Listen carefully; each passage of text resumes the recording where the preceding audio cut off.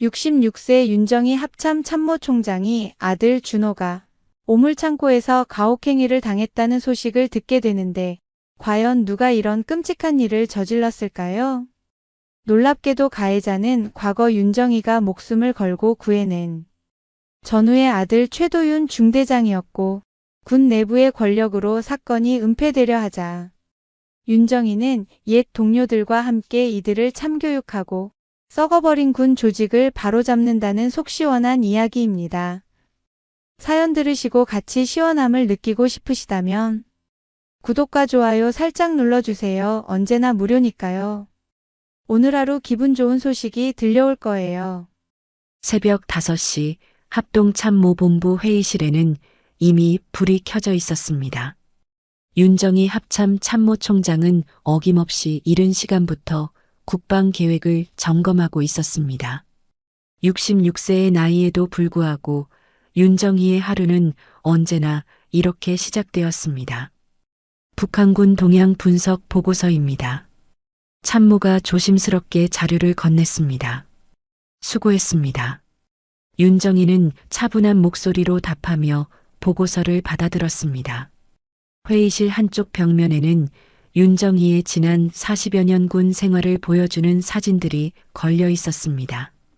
소위 시절의 앳된 모습부터 시작해서 각종 실전 작전에서의 모습, 그리고 지금의 합참 참모총장 계급장을 단 모습까지.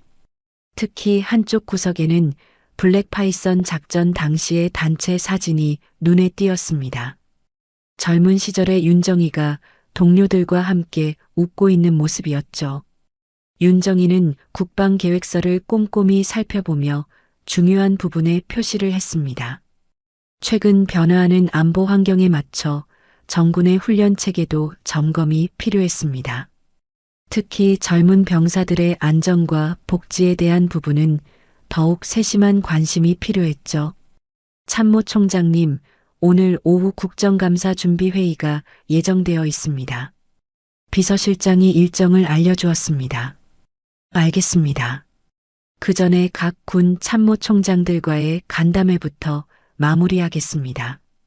오전 회의가 끝나고 윤정희는 참모총장실로 돌아왔습니다. 책상 위에는 전국 각지 부대에서 올라온 보고서들이 쌓여 있었습니다. 훈련 현황, 병영 생활 개선 사항, 안전관리 현황까지 다양한 내용들이었죠. 윤정희는 이 모든 자료들을 직접 검토하는 것을 원칙으로 했습니다. 저녁 8시가 되어서야 윤정희는 집으로 향할 수 있었습니다. 서울 한남동에 위치한 소박한 아파트였습니다. 높은 지위에 비해 검소한 생활을 유지하는 것이 윤정희의 신념이었죠. 어머니, 오셨어요? 아들 준호의 밝은 목소리가 들려왔습니다. 강준호는 28살의 청년으로 대학 졸업 후 자원 입대해 현재 특전사에서 복무 중이었습니다. 윤정희는 아들이 군에 입대할 때 어떤 특별한 배려도 요청하지 않았습니다. 오히려 더 엄격하게 다른 병사들과 똑같이 대해달라고 당부했었죠. 준호야, 오늘도 훈련 힘들었지? 윤정희는 군복을 벗으며 물었습니다. 괜찮습니다. 특전사 훈련이 원래 힘든 거니까요. 준호는 씩씩하게 대답했습니다. 두 모자는 소박한 저녁 식탁에 마주 앉았습니다. 준호가 직접 차린 김치찌개와 반찬들이 식탁 위에 놓여 있었습니다. 윤정희에게는 이런 평범한 순간들이 가장 소중했습니다. 엄마, 나 잘할 수 있겠지? 준호가 갑자기 진지한 표정으로 물었습니다. 왜 갑자기 그런 말을 하니? 윤정희가 의아한 표정을 지었습니다. 요즘 부대 분위기가 좀 예전과 달라진 것 같아서요. 간부들이 훈련병들을 대하는 방식이나. 준호는 말을 흐렸습니다. 윤정희는 젓가락을 놓고 아들을 바라봤습니다. 무슨 일 있어? 아니에요, 별일 아닙니다. 그냥 가끔 힘들 때가 있어서요. 준호는 어머니를 걱정시키지 않으려 애쓰며 미소를 지었습니다. 우리 아들 특전사에서라면 누구보다 강할 거야. 하지만 무리하지는 말고.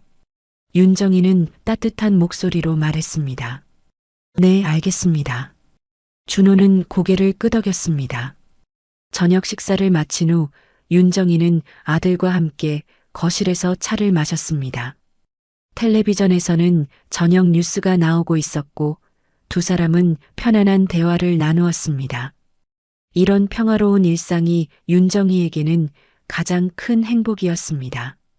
어머니, 내일도 야간 훈련이 있어서 일찍 들어가야 할 것 같습니다. 준호가 말했습니다. 그래, 푹 쉬어라. 몸 관리 잘하고. 윤정이는 아들의 어깨를 토닥이며 말했습니다. 다음 날 아침 윤정이는 평소보다 일찍 일어나 아들을 위해 아침을 준비했습니다. 준호는 깔끔하게 정돈된 군복을 입고 식탁에 앉았습니다. 오늘 훈련 내용이 뭐니? 윤정이가 물었습니다. 장애물 통과 훈련과 야전 생존 훈련입니다. 꽤 강도 높은 훈련이라고 하네요. 준호가 답했습니다. 조심하고 안전이 최우선이라는 거 잊지 마라. 네, 어머니. 걱정 마세요. 준호가 부대로 떠난 후 윤정이도 출근 준비를 했습니다. 오늘도 바쁜 하루가 예정되어 있었습니다. 국정감사 준비와 더불어 주요 정책 회의도 있었죠. 오전 10시 윤정이는 합참 회의실에서 각 군 지휘관들과 회의를 진행하고 있었습니다. 최근 군 안전사고 예방 대책에 대한 논의가 한창이었습니다. 최근 훈련 중 안전사고 발생률이 줄어들고 있다는 보고를 받았습니다. 육군 참모총장이 보고했습니다. 그렇다면 다행입니다. 하지만 방심은 금물이죠. 병사들의 안전이야말로 우리가 가장 우선해야 할 가치입니다. 윤정이가 강조했습니다. 회의가 한창 진행되고 있을 때였습니다. 갑자기 윤정이의 휴대폰이 진동했습니다. 화면에는 모르는 번호가 표시되어 있었습니다. 윤정이는 잠시 회의를 중단하고 전화를 받았습니다. 여보세요? 혹시 강준호 1등병의 보호자이십니까? 급박한 남성의 목소리가 들려왔습니다. 윤정이의 표정이 순간 굳어졌습니다. 네, 그런데요. 저는 특전사령부 의무대 군의관입니다. 병사 강준호 의무실로 긴급 후송됐습니다. 빨리 오시기 바랍니다. 전화기를 든 윤정이의 손이 미세하게 떨렸습니다. 40여 년 군 생활 동안 수많은 위기 상황을 겪어온 윤정이였지만 자신의 아들에 관한 일만큼은 달랐습니다. 회의는 여기서 마무리하겠습니다. 윤정이는 즉시 자리에서 일어나며 말했습니다. 참모총장님, 무슨 일이십니까? 육군 참모총장이 놀란 표정으로 물었습니다. 긴급한 일이 생겼습니다. 나머지 안건은 내일 논의하겠습니다. 윤정이의 목소리는 평소보다 단호했습니다. 윤정이는 서둘러 회의실을 나서며 비서실장에게 지시했습니다. 차량 준비하지 말고 군용 지프를 준비해 주세요. 제가 직접 운전하겠습니다. 어디로 가시는 겁니까? 비서실장이 당황하며 물었습니다. 특전사령부입니다. 지금 즉시요. 윤정이는 평생 쌓아온 침착함을 유지하려 애썼지만 가슴 깊은 곳에서는 불안감이 치솟고 있었습니다. 군용 지프에 올라타며 윤정이는 깊은 숨을 들이쉬었습니다. 40여 년 군 생활 동안 수많은 위기 상황을 겪어왔지만 자신의 아들에 관한 일만큼은 완전히 달랐습니다. 서울에서 특전사령부까지는 평소에도 1시간 넘게 걸리는 거리였습니다. 하지만 윤정이는 군용 지프의 성능을 최대한 활용해 도로를 질주했습니다. 한적한 국도에서는 속도계가 시속 120km를 가리키고 있었습니다. 운전하는 동안 윤정이의 머릿속에는 온갖 생각들이 스쳐갔습니다. 어젯밤 아들이 보였던 미묘한 표정들, 부대 분위기가 달라졌다던 말들이 계속해서 떠올랐습니다. 혹시 자신이 놓친 신호들이 있었던 것은 아닐까요? 특전사령부 정문에 도착했을 때는 오후 1시를 넘긴 시각이었습니다. 윤정이가 합참 참모총장 신분증을 제시하자 경비병들이 깍듯하게 경례했습니다. 의무대는 어디입니까? 윤정이가 물었습니다. 부대 내 건물 3번입니다. 안내해드리겠습니다. 경비병이 답했습니다. 아니요, 위치만 알려주세요. 제가 찾아가겠습니다. 윤정이는 서둘러 의무대 건물로 향했습니다. 복도를 걸으며 윤정이는 여러 장병들과 마주쳤지만 평소와 달리 인사를 받는 것조차 의식하지 못했습니다. 오직 아들의 안위만이 머릿속을 가득 채우고 있었죠. 의무대 앞에 도착하자 한 명의 군의관이 나와서 기다리고 있었습니다. 계급장을 보니 소령이었습니다. 혹시 강준호 1등병의 보호자이십니까? 군의관이 조심스럽게 물었습니다. 네, 그렇습니다. 아들 상태는 어떻습니까? 윤정이는 최대한 침착하게 대답했습니다. 군의관의 표정이 어두워졌습니다. 일단 안으로 들어오시죠. 자세한 상황을 설명드리겠습니다. 의무대 안으로 들어서자 소독약 냄새가 코를 찔렀습니다. 군의관은 윤정이를 상담실로 안내했습니다. 두 사람이 마주 앉자 군의관이 떨리는 목소리로 말을 시작했습니다. 처음에는 훈련 중 사고라고 보고받았습니다. 하지만 군의관이 말을 잠시 멈췄습니다. 하지만 뭡니까? 윤정이의 목소리에 긴장감이 묻어났습니다. 병사는 훈련장이 아닌 오물창고에서 발견되었습니다. 군의관의 목소리가 더욱 작아졌습니다. 윤정이의 표정이 순간 굳어졌습니다. 오물창고요? 네, 부대 뒤편에 있는 정화조 옆 창고입니다. 30도가 넘는 폐쇄된 공간에서 6시간 동안 방치되어 있었습니다. 군의관은 힘들어하며 계속 설명했습니다. 6시간이나 윤정이의 손이 미세하게 떨렸습니다. 다른 병사가 우연히 발견해서 신고했습니다. 만약 더 늦었다면 군의관이 말을 끝내지 못했습니다. 윤정이는 잠시 말을 잃었습니다. 훈련 중 사고가 아니라 의도적인 가혹행위였다는 것이 분명해졌습니다. 40여 년 군 생활 동안 이런 일들을 근절하기 위해 노력해왔는데 자신의 아들에게 이런 일이 일어났다는 것이 믿기지 않았습니다. 아들을 볼 수 있을까요? 윤정이가 간신히 말했습니다. 물론입니다. 이쪽으로 오시죠. 군의관이 윤정이를 병실로 안내했습니다. 병실 문을 열었을 때 윤정이가 본 광경은 충격적이었습니다. 침대에 누워있는 준호의 얼굴 한쪽은 시퍼렇게 멍이 들어 있었고 입술은 터져서 딱지가 앉아 있었습니다. 평소 건강하고 밝았던 아들의 모습은 온데간데 없었습니다. 군복은 흙과 오물에 절어서 냄새가 날 정도였고 곳곳에 찢어진 자국들이 선명했습니다. 윤정이는 가슴이 무너지는 듯한 충격을 받았지만 감정을 드러내지 않으려 애썼습니다. 준호야. 윤정이가 조심스럽게 다가갔습니다. 어머니.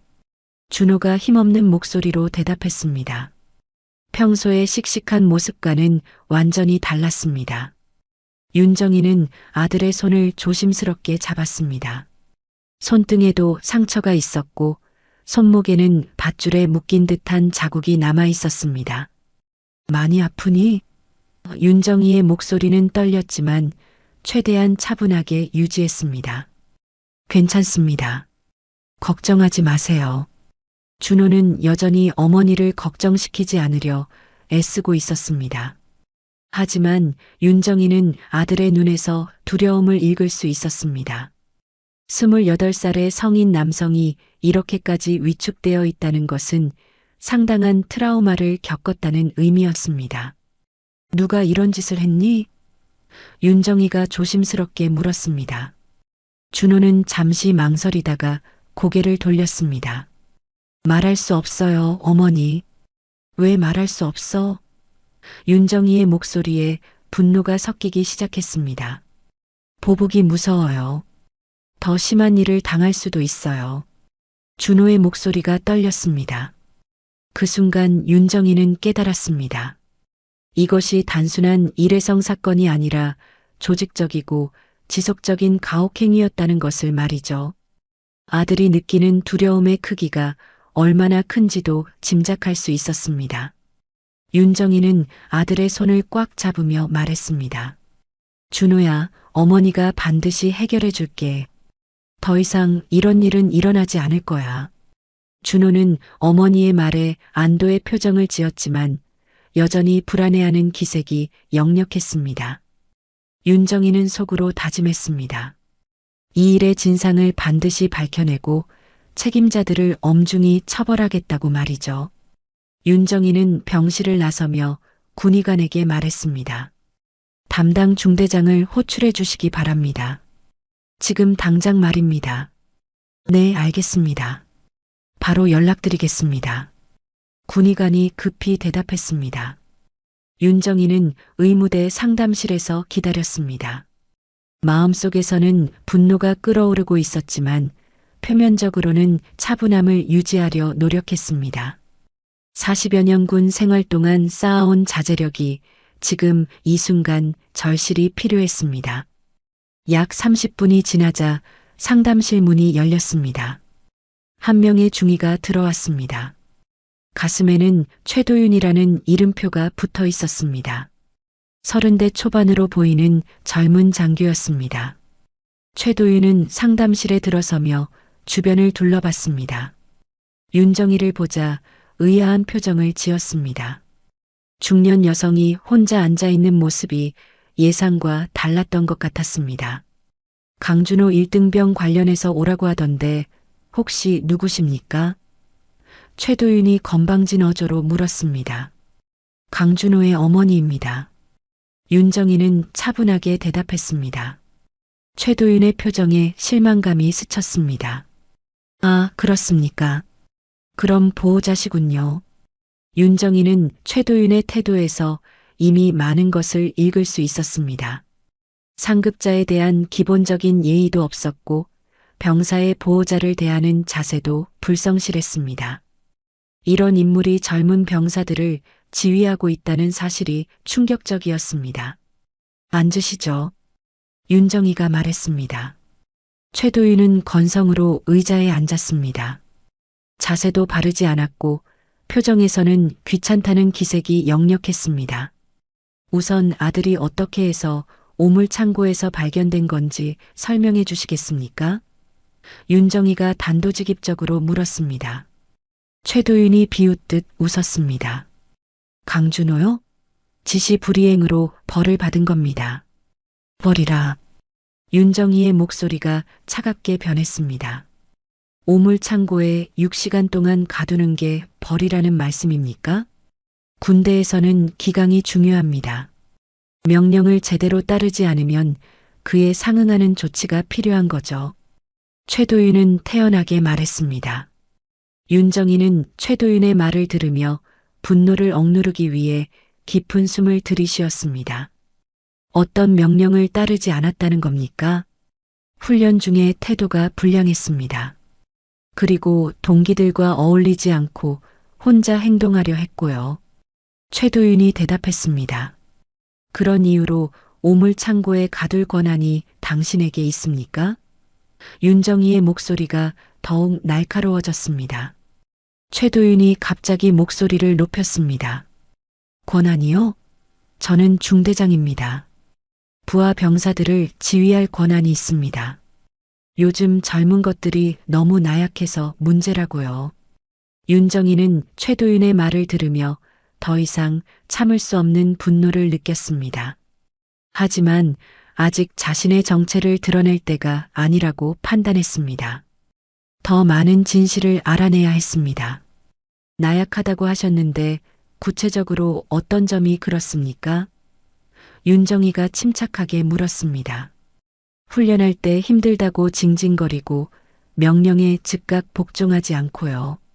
특히 강준호 같은 경우는 자기가 뭔가 특별한 줄 아는 것 같더라고요. 최도윤이 비아냥거리며 말했습니다. 특별하다는 게 무슨 의미입니까? 글쎄요, 대학 나왔다고 자랑스러워하고 다른 병사들과 섞이지 않으려 하고 그런 태도가 부대 기강을 해치는 거죠. 최도윤의 말에는 악의가 섞여 있었습니다. 윤정이는 최도윤의 말을 들으며 상황을 이해하기 시작했습니다. 단순한 가혹행위가 아니라 개인적인 감정이 개입된 일이었습니다.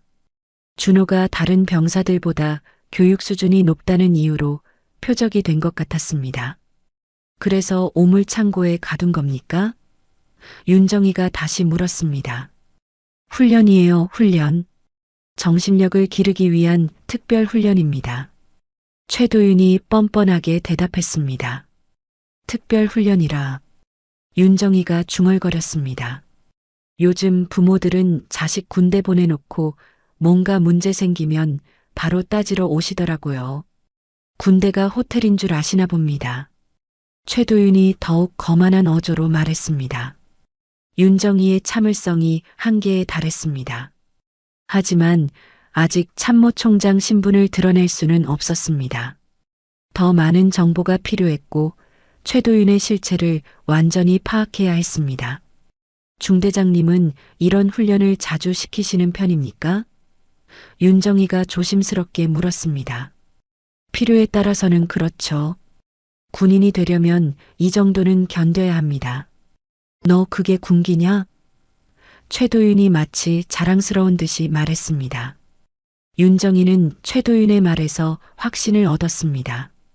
이것이 일회성 사건이 아니라 지속적으로 벌어지고 있는 일이라는 것을 말이죠. 그리고 최도윤이 이런 행위를 당연하게 여기고 있다는 것도 분명했습니다. 상급자는 어떻게 생각하십니까? 이런 훈련에 대해서 말입니다. 윤정이가 다시 물었습니다. 상급자들도 다 알고 있습니다.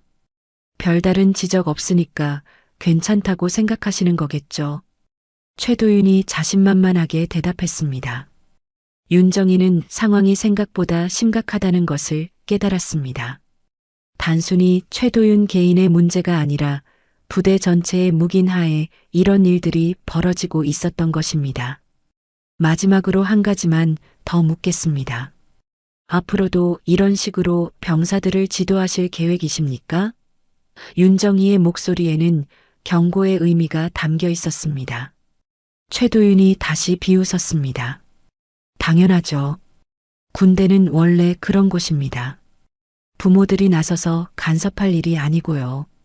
윤정이는 더 이상 들을 필요가 없다고 판단했습니다. 최도윤의 인격과 지휘 철학을 충분히 파악했습니다. 이제 행동에 나설 때였습니다. 알겠습니다. 오늘 대화는 여기서 마무리하겠습니다. 윤정이가 자리에서 일어나며 말했습니다. 네, 그럼 이만. 최도윤도 일어나며 말했습니다. 윤정이는 최도윤을 바라보며 마지막으로 말했습니다. 중대장님, 곧 다시 뵙게 될 것 같습니다. 최도윤은 의아한 표정을 지었지만 더 이상 묻지 않았습니다. 윤정이가 상담실을 나서자 최도윤도 따라 나갔습니다. 윤정이는 속으로 분노를 억누르며 진실을 파헤치기 시작할 계획을 세우고 있었습니다. 이제 본격적인 반격이 시작될 것이었습니다. 특전사령부를 떠나며 윤정이의 머릿속은 복잡했습니다. 최도윤과의 대화에서 확인한 것은 이 사건이 단순한 개인의 일탈이 아니라는 점이었습니다. 상급자들이 묵인하고 있다는 최도윤의 말이 계속 머릿속을 맴돌았습니다. 윤정이는 군용 지프에 올라타며 깊은 생각에 잠겼습니다. 이 문제를 어떻게 접근해야 할지 신중하게 판단해야 했습니다. 합참 참모총장으로서 공식적으로 개입할 수도 있었지만 그렇게 되면 아들이 더 큰 표적이 될 위험이 있었습니다. 서울로 돌아가는 길에 윤정이는 한 사람을 떠올렸습니다. 박성호 사단장이었습니다. 현재 특전사를 관할하는 사단의 지휘관이자 윤정이와는 오랜 인연이 있는 인물이었죠. 젊은 시절 함께 위험한 작전을 수행했던 전우이기도 했습니다. 윤정이는 휴대폰을 꺼내 박성호에게 전화를 걸었습니다. 성호야, 나야. 윤정이다. 정이야. 오랜만이네. 무슨 일이야? 박성호의 목소리가 반갑게 들려왔습니다. 지금 당장 만날 수 있을까? 중요한 일이 있어서. 물론이지. 어디서 만날까? 당신 사무실로 갈게. 1시간 후에. 전화를 끊고 윤정이는 방향을 돌려 박성호의 사무실이 있는 용산으로 향했습니다. 박성호는 현재 55살로 윤정이보다 11살 어렸지만 젊은 시절부터 서로를 신뢰해온 사이였습니다. 20여 년 전 두 사람은 블랙파이썬 작전에서 함께 생사를 넘나들었습니다.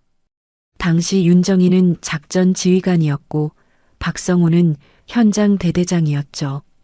적진 깊숙이 침투해 인지를 구출하는 위험한 임무였는데 박성호가 부상을 당했을 때 윤정이가 직접 그를 구출해낸 일이 있었습니다. 박성호의 사무실에 도착했을 때는 오후 4시였습니다. 박성호는 문 앞에서 윤정이를 맞이했습니다. 여전히 군인다운 당당한 자세를 유지하고 있었지만 얼굴에는 세월의 흔적이 역력했습니다. 정이야, 정말 오랜만이다. 참모총장 되고 나서는 보기가 더 어려워졌네. 박성호가 반갑게 인사했습니다. 성호야, 오늘은 사적인 일로 왔어. 윤정이의 표정이 진지했습니다. 무슨 일인데? 앉아서 얘기하자. 두 사람이 소파에 마주 앉자 윤정이가 입을 열었습니다. 우리 준호 얘기야. 준호? 특전사에서 복무하고 있는 아들 말이지? 박성호가 물었습니다. 맞아. 오늘 오물창고에서 실신한 채로 발견됐어. 박성호의 표정이 순간 굳어졌습니다. 그게 무슨 소리야? 윤정이는 의무대에서 확인한 상황과 최도윤과의 대화 내용을 자세히 설명했습니다. 박성호는 이야기를 들으며 점점 심각한 표정을 지었습니다. 최도윤이라고 했지? 그 중대장 말이야? 박성호가 확인했습니다. 네, 알아? 윤정이가 물었습니다. 박성호가 잠시 침묵했습니다. 그의 표정에서 뭔가 복잡한 감정이 읽혔습니다. 성호야, 뭔가 알고 있는 거야? 윤정이가 다그쳤습니다. 정이야. 박성호가 말을 시작하려다 멈췄습니다. 뭔데? 왜 그래? 박성호가 깊은 한숨을 쉬었습니다. 사실 최도윤 중대장에 대한 보고는 몇 번 받은 적이 있어. 어떤 보고? 윤정이의 목소리가 날카로워졌습니다. 훈련 방식이 좀 과격하다는 보고였어. 하지만 특전사 특성상 강도 높은 훈련이 필요하다고 생각해서. 박성호가 말을 흐렸습니다. 윤정이는 믿을 수 없다는 표정을 지었습니다.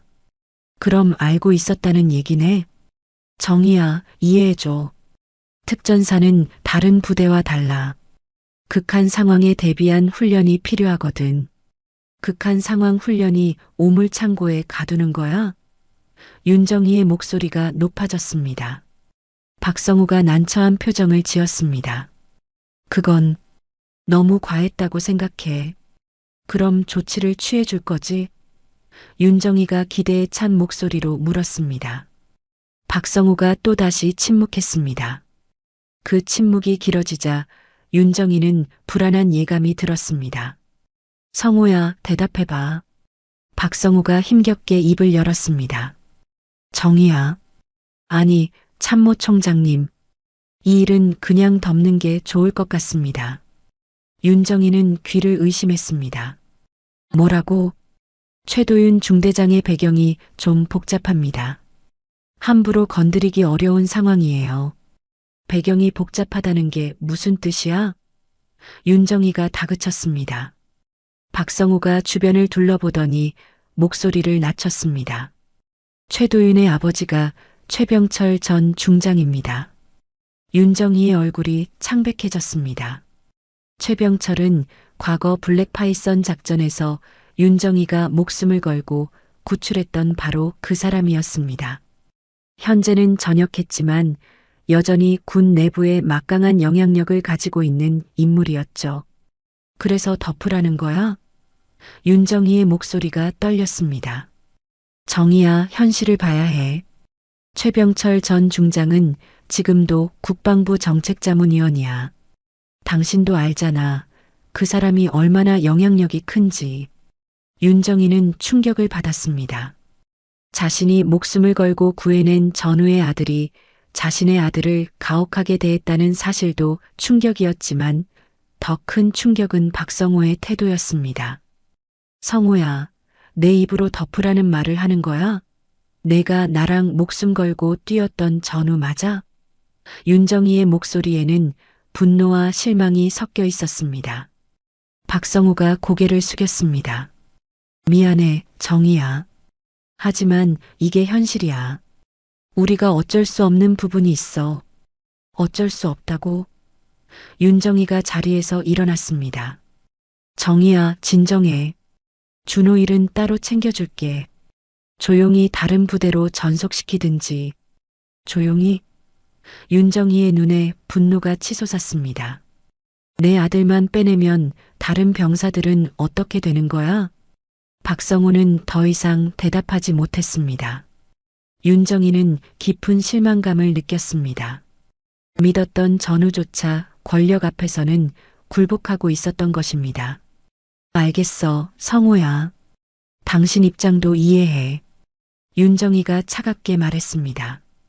정희야. 하지만 난 포기할 수 없어. 다른 방법을 찾아보겠어. 윤정이는 박성호의 사무실을 나서며 점점 더 고립되어 가고 있다는 것을 느꼈습니다. 군 내부에서 보이지 않는 힘이 작동하고 있었고 그 힘 앞에서 많은 사람들이 침묵하고 있었습니다. 박성호의 사무실을 나선 윤정이는 분노와 실망감에 휩싸였습니다. 믿었던 전우조차 권력 앞에서 굴복하는 모습을 보며 이 문제가 생각보다 훨씬 복잡하다는 것을 깨달았습니다. 하지만 포기할 수는 없었습니다. 윤정이는 차를 몰며 생각을 정리했습니다. 공식적인 경로로는 한계가 있다는 것이 분명해졌습니다. 다른 방법을 찾아야 했습니다. 그때 한 가지 아이디어가 떠올랐습니다. 부대 내 감시 카메라 영상을 확인하는 것이었습니다. 윤정이는 합참 정보참모부에 연락했습니다. 정보참모부는 각 부대의 보안 시설에 대한 접근 권한을 가지고 있었습니다. 정보참모부 김대령입니다. 나야, 윤정이다. 지금 급한 일이 있어서 부탁할 일이 있어. 네, 참모총장님. 무엇을 도와드릴까요? 특전사령부 3중대 구역 감시카메라 영상을 확인해야 해. 비밀리에 말이야. 김대령은 잠시 당황한 듯 했습니다. 어떤 날짜의 영상을 확인하시겠습니까? 오늘 오전 10시부터 오후 4시까지의 영상이야. 가능해? 네, 가능합니다. 언제까지 필요하십니까? 지금 당장. 1시간 내에 확인하고 싶어. 윤정이는 정보참모부로 직접 향했습니다. 김대령은 이미 해당 영상을 준비해 놓고 있었습니다.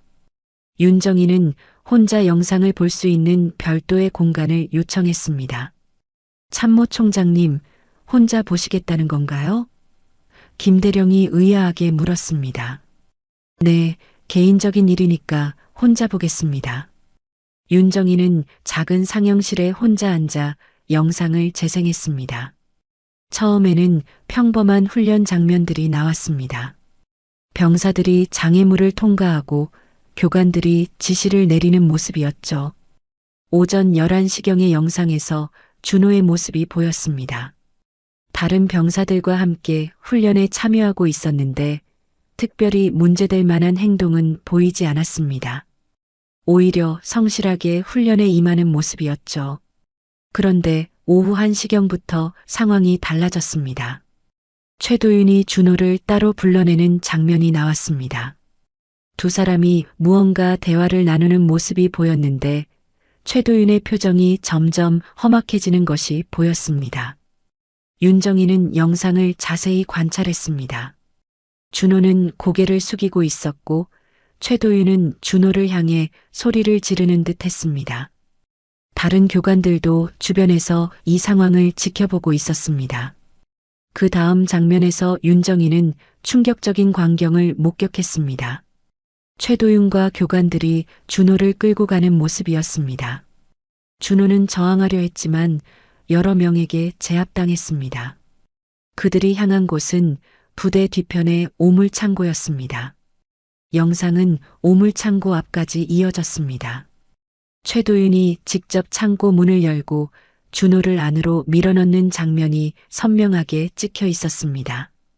그리고 문을 잠그는 모습까지 그대로 기록되어 있었죠. 더욱 충격적인 것은 그 이후의 장면이었습니다. 최도윤과 교관들이 창고에서 멀어지며 웃고 있는 모습이었습니다. 마치 재미있는 일을 한 것처럼 서로 농담을 주고받고 있었습니다. 윤정이는 주먹을 꽉 쥐었습니다. 이것은 단순한 훈련이 아니라 명백한 가혹행위였습니다. 그것도 계획적이고 의도적인 괴롭힘이었습니다. 영상은 계속 이어졌습니다. 오후 3시경 한 병사가 우연히 창고 근처를 지나가다가 안에서 나는 소리를 듣고 문을 여는 장면이 나왔습니다. 준호가 쓰러진 채로 발견되는 순간이었습니다. 윤정이는 영상을 보며 분노가 치솟았습니다. 동시에 깊은 슬픔도 느꼈습니다. 자신의 아들이 이런 고통을 당했다는 사실도 괴로웠지만 더 큰 괴로움은 따로 있었습니다. 최도윤의 아버지 최병철을 떠올렸기 때문이었습니다. 25년 전 블랙파이썬 작전에서 윤정이가 목숨을 걸고 구해낸 바로 그 사람 말입니다. 당시 윤정이는 작전 지휘관이었고 최병철은 현장 소대장이었습니다. 적진 깊숙이 침투한 상황에서 최병철이 적의 매복에 걸려 중상을 입었을 때 윤정이는 직접 구출 작전을 펼쳤습니다. 대위님, 저는 괜찮습니다. 먼저 가세요. 피를 흘리며 쓰러진 최병철이 말했습니다. 동료를 버리고 가는 군인은 없어. 윤정이가 단호하게 답하며 최병철을 업고 철수했던 기억이 생생했습니다. 그때 최병철은 윤정이에게 목숨의 은혜를 입었습니다. 그 후로도 두 사람은 계속 연락을 주고받았고 최병철은 기회가 있을 때마다 윤정이에 대한 고마움을 표현했습니다. 최병철의 아들 최도윤이 태어났을 때도 윤정이는 축하 인사를 건네었습니다. 최병철은 이 아이가 크면 대위님 같은 훌륭한 군인이 되었으면 좋겠습니다라고 말했었죠. 하지만 현실은 정반대였습니다. 최도윤은 아버지의 권력을 배경으로 오만해진 인물이 되었습니다. 아이러니하게도 윤정이가 구해낸 최병철의 은혜가 아들의 오만함을 키우는 밑거름이 된 것 같았습니다. 윤정이는 속으로 중얼거렸습니다. 최병철, 내가 목숨 걸고 지키고 싶었던 아들이 이런 인간이 되었구나. 영상을 다 본 윤정이는 깊은 한숨을 쉬었습니다. 이제 확실한 증거를 확보했습니다. 하지만 동시에 더 큰 딜레마에 빠졌습니다. 최도윤을 처벌하는 것은 곧 최병철과의 인연을 끊는 것을 의미했습니다.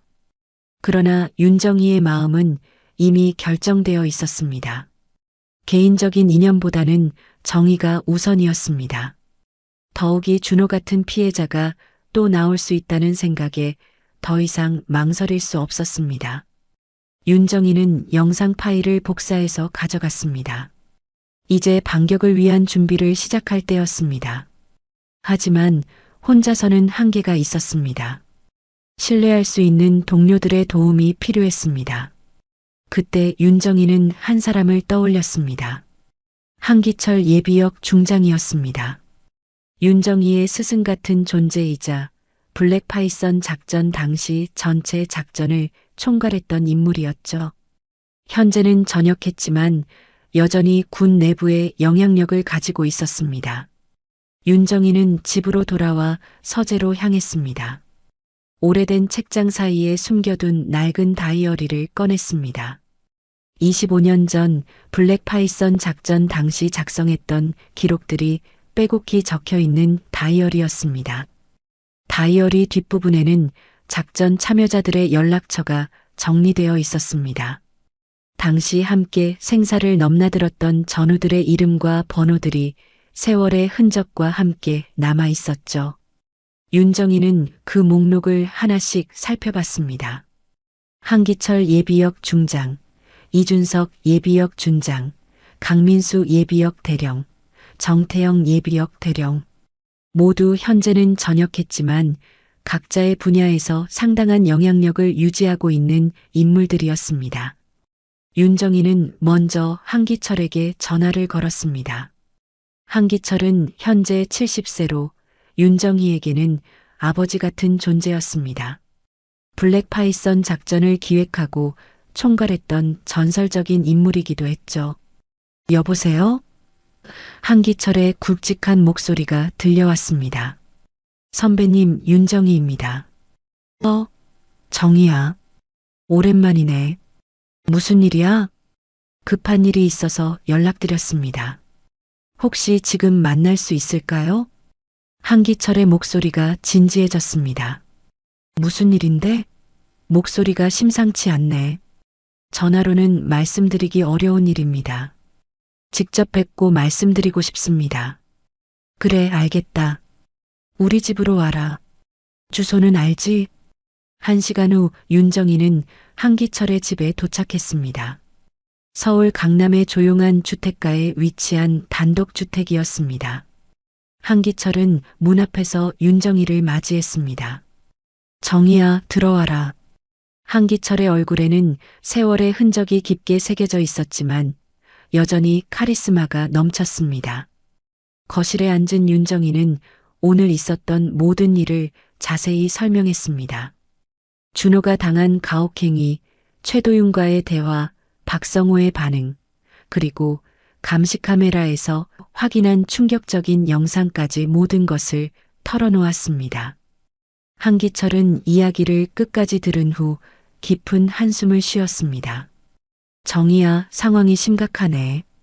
선배님, 어떻게 해야 할까요? 윤정이의 목소리에는 절박함이 묻어났습니다. 일단 최도윤의 배경이 문제야. 최병철과는 우리도 인연이 깊잖아. 하지만 그것 때문에 이런 일을 묵과할 수는 없습니다. 한기철이 고개를 끄덕였습니다. 맞아. 군의 명예가 걸린 문제야. 그런데 혼자서는 한계가 있을 거야. 그래서 선배님께 도움을 요청드리는 겁니다. 한기철이 잠시 생각에 잠겼습니다. 그리고 결심한 듯한 표정으로 말했습니다. 알겠다. 옛 전우들을 불러보자. 정말입니까? 블랙 파이썬 멤버들을 다시 소집해야겠어. 이런 일을 그냥 넘어갈 수는 없지. 한기철은 즉시 전화기를 들었습니다. 첫 번째 전화는 이준석 예비역 준장에게였습니다. 준석아, 나야. 한기철이다. 형님. 오랜만입니다. 지금 당장 만날 수 있어? 중요한 일이 있어서. 물론입니다. 어디서 만날까요? 정인의 집으로 와라. 주소 보내줄게. 두 번째 전화는 강민수 예비역 대령에게였습니다. 현재 방산업체 임원으로 재직 중인 강민수는 여전히 군 관련 정보에 밝았습니다. 민수야, 긴급 소집이다. 블랙 파이썬 재집결이야. 무슨 일입니까, 형님? 와서 들어봐라. 심각한 문제야. 세 번째는 정태영 예비역 대령이었습니다. 현재 국정원에서 고문 역할을 하고 있어 정보력이 뛰어났습니다. 태영아, 나야. 지금 당장 올 수 있어? 형님? 무슨 일이십니까? 설명은 나중에 하고 일단 와라. 큰일이야. 한기철은 계속해서 옛 동료들에게 전화를 걸었습니다. 김상호 예비역 대령, 박철수 예비역 중령, 오동진 예비역 중령까지. 모두 블랙파이썬 작전에 참여했던 핵심 멤버들이었습니다. 저녁 9시부터 한기철의 집에는 하나둘씩 사람들이 모여들기 시작했습니다. 이준석이 가장 먼저 도착했고 이어서 강민수, 정태영 순으로 도착했습니다. 25년 만에 다시 모인 블랙파이썬 멤버들은 서로 반가워하면서도 사안의 심각성을 느끼고 있었습니다. 모두가 도착한 것은 밤 10시경이었습니다. 자, 모두 모였으니 본격적으로 이야기해보자. 한기철이 회의를 시작했습니다. 윤정이가 다시 한번 상황을 설명했습니다. 이번에는 감시카메라 영상도 함께 보여줬습니다. 영상을 본 모든 사람들의 얼굴이 굳어졌습니다. 이건 명백한 가혹행위네요. 이준석이 분노에 찬 목소리로 말했습니다. 최도윤이라 최병철의 아들이군요. 정태영이 중얼거렸습니다. 그게 바로 문제야. 한기철이 말했습니다. 최병철의 영향력 때문에 정상적인 경로로는 해결이 어려워. 강민수가 입을 열었습니다. 하지만 우리가 나서면 다르죠. 블랙파이썬 멤버들이 움직인다면 최병철이라도 함부로 할 수 없을 겁니다. 맞습니다. 김상우가 동의했습니다. 우리는 이미 충분히 입지를 구축했어요. 각자의 분야에서 말이죠. 한기철이 모든 사람을 둘러보며 말했습니다. 그럼 결정하자. 우리가 직접 나서서 이 문제를 해결하는 거야. 어떻게 접근할까요? 윤정이가 물었습니다. 정태영이 답했습니다. 일단 더 많은 증거를 수집해야 합니다. 감시카메라 영상만으로는 부족해요. 그리고 최도윤 주변 인물들도 조사해야 하고요. 박철수가 덧붙였습니다. 한기철이 결론을 내렸습니다. 좋아. 내일부터 본격적으로 움직이자. 이번에는 확실히 끝내는 거야. 밤이 깊어가며 전우들이 하나둘씩 떠났지만 모두의 마음속에는 강한 결의가 자리 잡고 있었습니다. 이제 진정한 반격이 시작될 것이었습니다. 다음 날 아침 7시 윤정이는 합참 참모총장 정복을 단정히 차려입었습니다. 가슴에는 화려한 훈장들이 줄지어 빛나고 있었고 어깨에는 삼성 계급장이 위엄 있게 자리하고 있었습니다. 오늘은 자신의 모든 권위를 동원해야 하는 날이었습니다. 한기철로부터 밤새 연락이 왔습니다. 전우들이 수집한 추가 증거들이 상당했습니다. 최도윤의 과거 가혹행위 기록들, 다른 피해 병사들의 증언, 그리고 부대 내부의 조직적 은폐 정황까지 모든 것이 드러났습니다. 윤정이는 특전사령부로 향했습니다. 이번에는 혼자가 아니었습니다. 한기철을 비롯한 블랙파이썬 멤버들이 각자 다른 루트로 부대 주변에 배치되어 있었습니다. 오전 9시 윤정이는 특전사령부 정문에 도착했습니다. 경비병들이 합참 참모총장의 정격 방문에 당황했습니다. 참모총장님 방문을 보고받지 못했습니다. 경비대장이 급히 달려왔습니다. 예고 없는 시찰입니다. 3중대 회의실로 안내해 주시기 바랍니다. 윤정희의 목소리는 냉정했습니다. 네, 알겠습니다. 경비대장이 긴급히 부대 내부에 연락했습니다. 부대 전체가 긴급 비상이 걸렸습니다. 합참 참모총장의 예고 없는 방문은 매우 이례적인 일이었습니다. 각 중대장들과 주요 간부들이 급히 3중대 회의실로 소집되었습니다. 윤정이가 회의실에 들어서자 이미 10여 명의 간부들이 긴장한 채로 기다리고 있었습니다. 최도윤도 그중 한 명이었습니다. 최도윤은 윤정이를 보는 순간 얼굴이 하얗게 질렸습니다. 어제 병원에서 만났던 그 중년 여성이 합참 참모총장이었다는 사실에 충격을 받은 것입니다. 최도윤의 다리가 후들거렸고 식은땀이 등줄기를 타고 흘렀습니다. 모두 기립. 부대장이 명령했습니다. 모든 간부들이 일제히 일어나 차렷 자세를 취했습니다. 회의실 안의 공기가 얼어붙은 듯 고요했습니다. 윤정희는 천천히 회의실을 둘러보며 각 간부들의 얼굴을 살펴봤습니다. 그리고 최도윤 앞에서 멈춰섰습니다. 최도윤 중위. 윤정희의 목소리가 회의실에 울려 퍼졌습니다. 네, 네, 참모총장님. 최도윤이 떨리는 목소리로 대답했습니다. 어제 대화가 즐거웠습니다. 윤정희의 말에 회의실 안의 모든 사람들이 긴장했습니다. 최도윤은 더 이상 말을 할 수 없었습니다. 자신이 어제 얼마나 무례하게 행동했는지 생각하니 식은땀이 더욱 흘렀습니다. 모두 앉으시죠. 윤정희가 명령했습니다. 모든 간부들이 조심스럽게 자리에 앉았습니다. 윤정희는 회의실 앞쪽에 당당히 서서 말을 시작했습니다. 제가 오늘 이곳에 온 이유는 간단합니다. 강준호 1등병 사건 때문입니다. 회의실 안의 긴장감이 극도로 치솟았습니다. 모든 간부들이 서로를 힐끔거리며 눈치를 살폈습니다. 최도윤 중위, 어제 당신은 강준호를 오물창고에 가둔 것이 정당한 벌이라고 했죠? 윤정희가 날카롭게 물었습니다. 그것은 최도윤이 말을 더듬었습니다. 대답하십시오. 윤정희의 목소리가 회의실을 진동시켰습니다. 명령을 따랐을 뿐입니다. 최도윤이 필사적으로 답했습니다. 윤정희가 차갑게 웃었습니다. 명령을? 누구의 명령입니까? 상급자의 지시였습니다. 거짓말. 윤정희의 목소리가 더욱 강해졌습니다. 너희는 내 아들을 벌준 게 아니라 군을 더럽혔다. 최도윤이 고개를 숙였습니다. 더 이상 변명할 여지가 없었습니다. 윤정희는 계속해서 말했습니다. 최도윤 중위, 당신의 아버지 최병철 전 중장을 아시죠?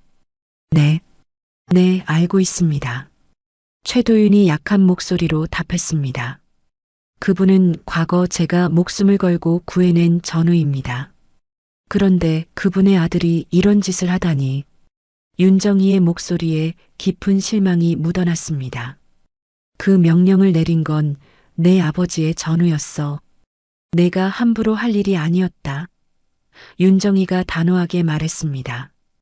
회의실 안의 모든 사람들이 충격에 빠졌습니다.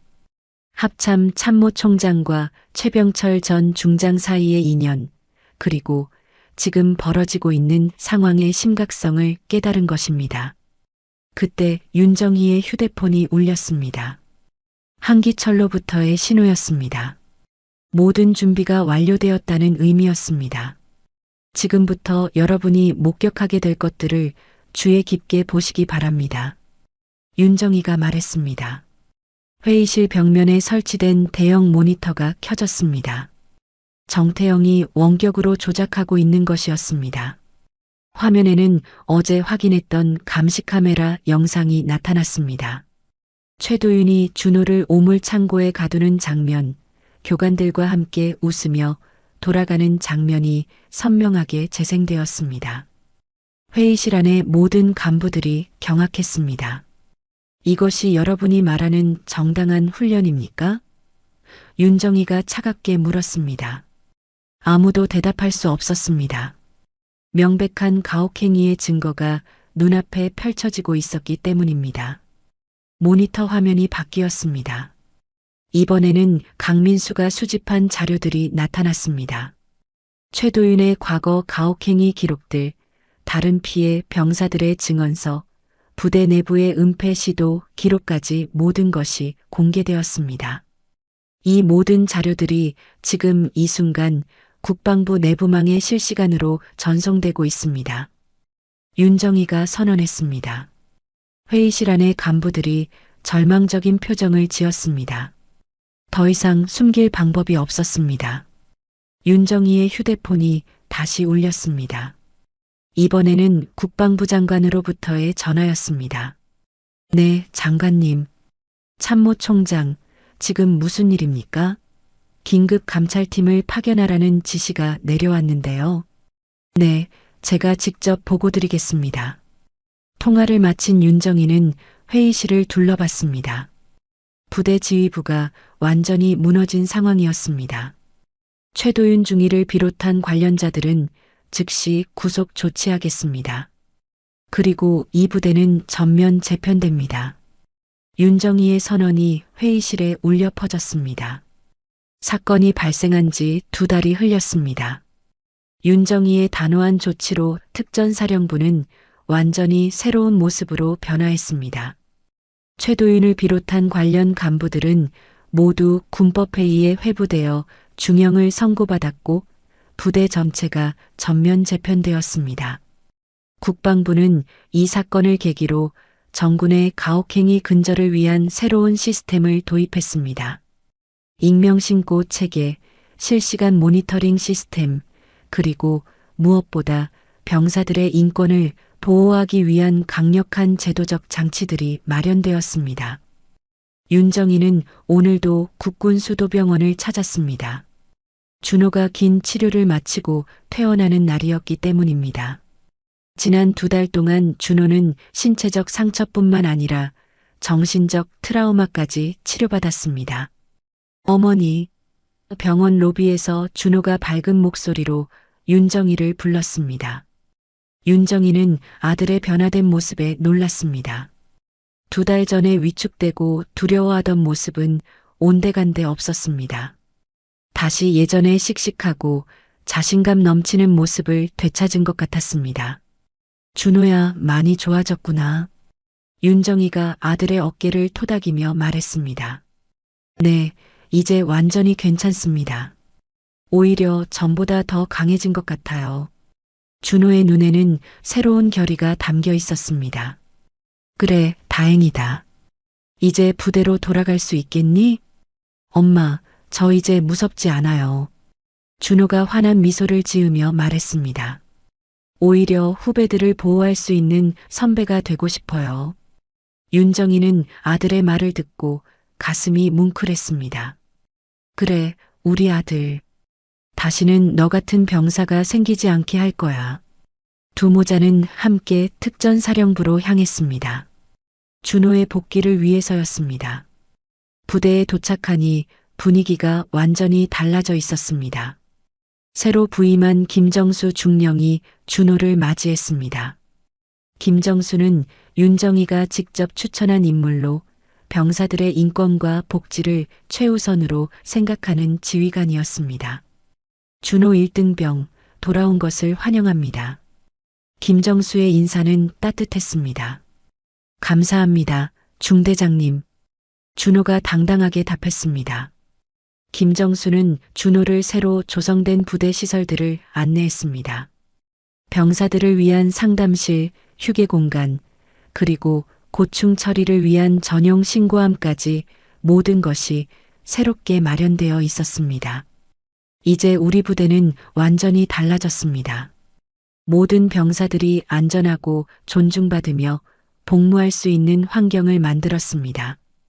김정수가 설명했습니다. 준호는 동기들과 재회했습니다. 모든 병사들이 준호의 복귀를 진심으로 환영했습니다. 그들 역시 지난 2달 동안 많은 변화를 경험했기 때문입니다. 준호야, 정말 많이 기다렸어. 동기 중 한 명이 말했습니다. 너희들 덕분에 견딜 수 있었어. 고마워. 준호가 답했습니다. 윤정희는 아들이 동기들과 어울리는 모습을 보며 안도의 한숨을 쉬었습니다. 이제 정말로 모든 것이 제자리를 찾은 것 같았습니다. 오후에 윤정희는 한기철을 비롯한 블랙파이썬 전우들과 만났습니다. 이들의 도움 없이는 이 모든 일을 해결할 수 없었을 것입니다. 정희야, 이번 일로 군 전체가 많이 변했어. 한기철이 말했습니다. 선배님들 덕분입니다. 혼자서는 할 수 없는 일이었어요. 윤정희가 고개를 숙였습니다. 아니야, 정희, 내가 시작한 일이야. 우리는 도움만 준 거고. 이준석이 말했습니다. 정태영이 최근 현황을 보고했습니다. 정군에서 가혹행위 신고 건수가 급격히 증가했어요. 숨어있던 문제들이 수면 위로 드러나고 있습니다. 그건 좋은 신호죠. 강민수가 답했습니다. 이제 병사들이 두려워하지 않고 신고할 수 있게 되었다는 뜻이니까요. 윤정이는 전우들을 바라보며 말했습니다. 이번 일을 통해서 깨달은 게 있어요. 우리가 지켜야 하는 건 명예로운 군이지 썩은 권력이 아니라는 걸 말입니다. 모든 전우들이 고개를 끄덕였습니다. 이들은 젊은 시절부터 이런 신념으로 군 복무를 해왔던 사람들이었습니다. 앞으로도 이런 일들이 생기면 우리가 나서야 해. 한기철이 단호하게 말했습니다. 물론입니다. 블랙파이서는 언제나 준비되어 있습니다. 박철수가 답했습니다. 저녁에 윤정이는 준호와 함께 집에서 조용한 시간을 보냈습니다. 2달 만에 맛보는 평범한 일상이었지만 그 어느 때보다 소중하게 느껴졌습니다. 어머니, 이번 일을 겪으면서 많은 걸 배웠어요. 준호가 말했습니다. 무엇을 배웠니? 강한 사람이 되는 것과 약한 사람을 괴롭히는 것은 전혀 다른 일이라는 거요. 진짜 강한 사람은 약한 사람을 보호하는 사람이에요. 윤정이는 아들의 말에 깊이 감동했습니다. 맞아, 준호야. 힘은 약한 사람을 보호하기 위해 존재하는 거야. 어머니처럼요. 준호가 미소 지으며 말했습니다. 며칠 후 윤정이는 합참회의에서 새로운 정책을 발표했습니다. 정군 가혹행위 근절을 위한 종합대책이었습니다. 예방 교육 강화, 신고 체계 개선, 처벌 기준 강화 등 포괄적인 내용이 담겨 있었습니다. 이 정책의 핵심은 예방입니다. 가혹행위가 발생한 후 처벌하는 것보다 애초에 발생하지 않도록 하는 것이 더 중요합니다. 윤정이가 설명했습니다. 회의에 참석한 모든 지휘관들이 진지하게 경청했습니다. 이번 사건이 정군에 미친 파장이 얼마나 큰지 모든 사람이 알고 있었기 때문입니다. 한 달 후 윤정이는 전국 주요 부대를 순회하며 새로운 정책의 정착 상황을 점검했습니다. 어디를 가든 긍정적인 변화를 확인할 수 있었습니다. 병사들의 표정이 밝아졌고 지휘관들의 의식도 크게 개선되었습니다. 윤정이는 자신의 사무실에서 창밖을 바라보며 생각에 잠겼습니다. 40여 년 군 생활 중 가장 힘들면서도 의미 있는 시간이었습니다.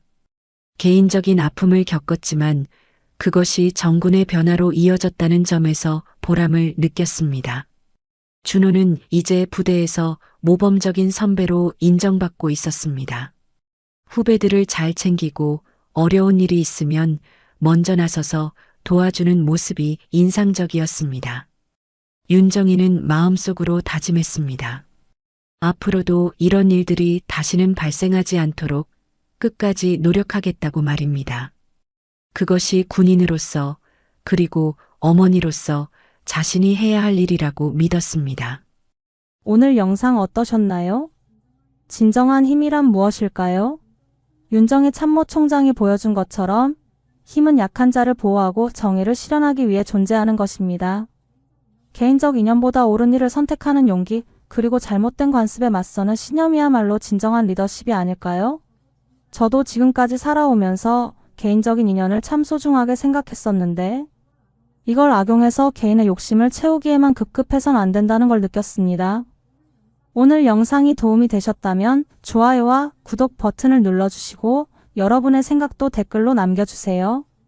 우리 모두가 윤정희 참모총장처럼 용기 있는 사람이 되어 더 나은 세상을 만들어 나가길 바랍니다. 감사합니다. 오늘 이야기는 특수전 사령관 출신 아버지 강무혁의 아들 준호가 군견 훈련 중 심각한 사고를 당해 피투성이로 실려오면서 시작됩니다. 단순 사고라던 부대 보고와 달리 혹시 누군가 의도적으로 방치한 건 아닐까요? 전설의 특수전 요원들이 집결한 가운데 부대 전체가 무릎을 꿇게 된 이유는 무엇일까요? 무혁은 은폐된 진실을 파헤치며 옛 전우들을 소집해 부대와 정면으로 맞서며 전면 개혁하고 치유와 희망을 되찾는다는 감동적인 이야기입니다. 사연 들으시고 마음에 와닿았다면 구독과 좋아요 살짝 눌러주세요. 언제나 무료니까요. 오늘 하루 기분 좋은 소식이 들려올 거예요. 70세의 박철수는 새벽 5시에 일어나 낡은 운동복을 입었습니다. 가슴팍에는 바렌 특수전 사령부 마크가 새겨진 티셔츠였습니다. 50년 넘게 몸에 밴 습관이었습니다. 베트남 전쟁에서 돌아온 이후 단 하루도 빠뜨린 적 없는 새벽 운동이었습니다. 거실 벽에는 젊은 시절 철수의 사진들이 걸려 있었습니다. 베트남 전쟁 당시 특수부대 복장을 한 20살의 철수가 전우들과 함께 찍은 사진, 특수전 사령부 창설 멤버로 참여했을 때의 사진, 그리고 준장 계급장을 달고 부하들과 함께 찍은 퇴역식 사진까지 한 사람의 군인 인생이 고스란히 담겨 있었습니다. 아버지, 또 나가세요? 아들 박민수가 군복을 입고 나오며 말했습니다. 28살의 민수는 아버지를 닮아 키가 크고 건장했습니다. 오늘은 부대 복귀하는 날인데 좀 쉬시죠. 군인이 몸 관리 안 하면 어떡해? 철수가 운동화 끈을 매며 대답했습니다. 너도 부대에서 제대로 하고 있냐? 군견들이 말 안 들으면 위험하다고 했잖아. 당연하죠. 아버지 아들인데. 민수가 자랑스럽게 말했습니다. 이번에 새로 온 벨기에 셰퍼드가 좀 사나운데 제가 길들이고 있어요. 박철수는 예비역 육군 준장이었습니다. 1970년 베트남 전쟁에 특수부대 하사로 참전했고 그 후 특수전 사령부에서 30년을 복무하며 수많은 후배들을 키워냈습니다. 군에서는 철수 형님이라고 불리며 전설적인 인물로 통했습니다. 특히 그가 훈련시킨 제자들은 지금 군 곳곳에서 중요한 직책을 맡고 있었습니다. 민수야, 부대에서 조심해라. 철수가 아들의 어깨에 상처투성이인 손을 올렸습니다. 베트남 전쟁 당시 포탄 파편에 맞아 생긴 흉터들이었습니다. 군견부대라는 게 위험할 수 있으니까. 특히 사나운 개들은 더욱 조심하고. 걱정 마세요. 저도 아버지처럼 강한 군인이 될 거예요. 민수가 환하게 웃었습니다. 부대장님도 아버지를 많이 존경한다고 하시던데요. 부대장이 누구야? 철수가 궁금해했습니다. 김정은 대령이요. 아버지 제자라고 하시던데. 민수가 대답했습니다. 철수는 깜짝 놀랐습니다. 김정훈? 정훈이가 벌써 대령이 됐나? 네, 아시는 분이에요. 그럼 내가 특수전 사령부에서 직접 키운 놈이지. 철수가 반가워했습니다. 어릴 때 정말 말 안 듣는 녀석이었는데 이제 부대장까지 됐구나. 민수는 현재 육군 중위로 경기도 소재 군견훈련소에서 복무하고 있었습니다. 아버지의 영향으로 어릴 때부터 군인이 되는 것이 꿈이었고 드디어 그 꿈을 이루고 있었습니다. 하지만 요즘 부대 분위기가 좀 이상했습니다. 부대장인 김정훈 대령이 지나치게 엄격하고 특히 군견 훈련 과정에서 안전수칙을 소홀히 하는 경우가 많았습니다. 철수는 아들을 배웅하며 뿌듯함을 느꼈습니다. 자신의 뒤를 이어 군인이 된 아들이 자랑스러웠습니다. 특히 자신의 제자가 아들의 상관이라니 더욱 안심이 되었습니다. 정훈이한테 잘 보이려고 하지 마. 철수가 당부했습니다. 그냥 성실하게 하면 돼. 내 아들이라고 특별 대우 받으려고 하면 안 된다. 알겠습니다. 민수가 경례를 하며 집을 나섰습니다. 철수는 아들의 뒷모습을 바라보며 과거를 회상했습니다. 베트남 정글에서 함께 죽을 고비를 넘겼던 전우들, 특수전 사령부에서 밤낮으로 훈련시켰던 제자들. 그 중에는 지금 사단장, 군단장까지 올라간 사람들도 있었습니다. 김정훈도 그런 제자 중 하나였습니다. 세월 참 빠르다. 철수가 혼잣말을 했습니다. 내가 훈련시킨 놈이 이제 부대장이라니. 그는 여전히 건강했고 정신도 또렷했습니다. 매일 새벽 운동을 하고 오후에는 근처 도서관에서 군사 관련 서적을 읽었습니다. 저녁에는 가끔 옛 전우들이나 제자들과 만나 회포를 풀었습니다. 평범하지만 만족스러운 노년이었습니다. 점심때 철수는 근처 한식당에서 동년배 친구들과 만났습니다. 모두 베트남 전쟁 참전 용사들이었습니다. 월남 참전 용사회 정기 모임이었습니다. 철수야, 민수 잘하고 있지? 한 친구가 물었습니다. 응, 군견부대에서 열심히 하고 있어. 철수가 자랑스럽게 대답했습니다. 부대장이 내 제자더라. 오, 그럼 든든하겠네. 다른 친구가 부러워했습니다. 요즘 젊은 장교들은 어떤지 몰라서 걱정했는데 김정훈이라고 내가 특수전 사령부에서 직접 키운 놈이야. 철수가 뿌듯해했습니다. 친구들은 각자의 자식들 이야기를 했습니다. 성공한 자식들도 있고 걱정되는 자식들도 있었습니다. 하지만 철수는 민수에 대해서는 전혀 걱정이 없었습니다. 착하고 성실한 아들이었고 게다가 자신의 제자가 돌봐주고 있으니까요. 저녁에 집에 돌아온 철수는 아내와 함께 TV를 봤습니다. 뉴스에서는 요즘 젊은 군인들의 복무 환경이 많이 좋아졌다고 했습니다. 철수는 흐뭇하게 웃었습니다. 우리 때보다 훨씬 좋아졌네. 철수가 말했습니다. 예전엔 정말 혹독했는데 그래도 여전히 위험하긴 하잖아. 아내가 걱정스럽게 말했습니다. 군견한테 물리면 큰일 나는 거 아니야? 뭐 어쩌겠어. 군인이니까. 철수가 담담하게 답했습니다. 게다가 정훈이가 있으니까 걱정 없어. 그날 밤 철수는 평소와 같이 잠자리에 들었습니다. 베트남 전쟁 당시 입은 다리 부상 때문에 가끔 아팠지만 진통제를 먹고 잠들었습니다. 내일도 새벽 운동을 하고 평범한 하루를 보낼 계획이었습니다. 아직 모르고 있었습니다.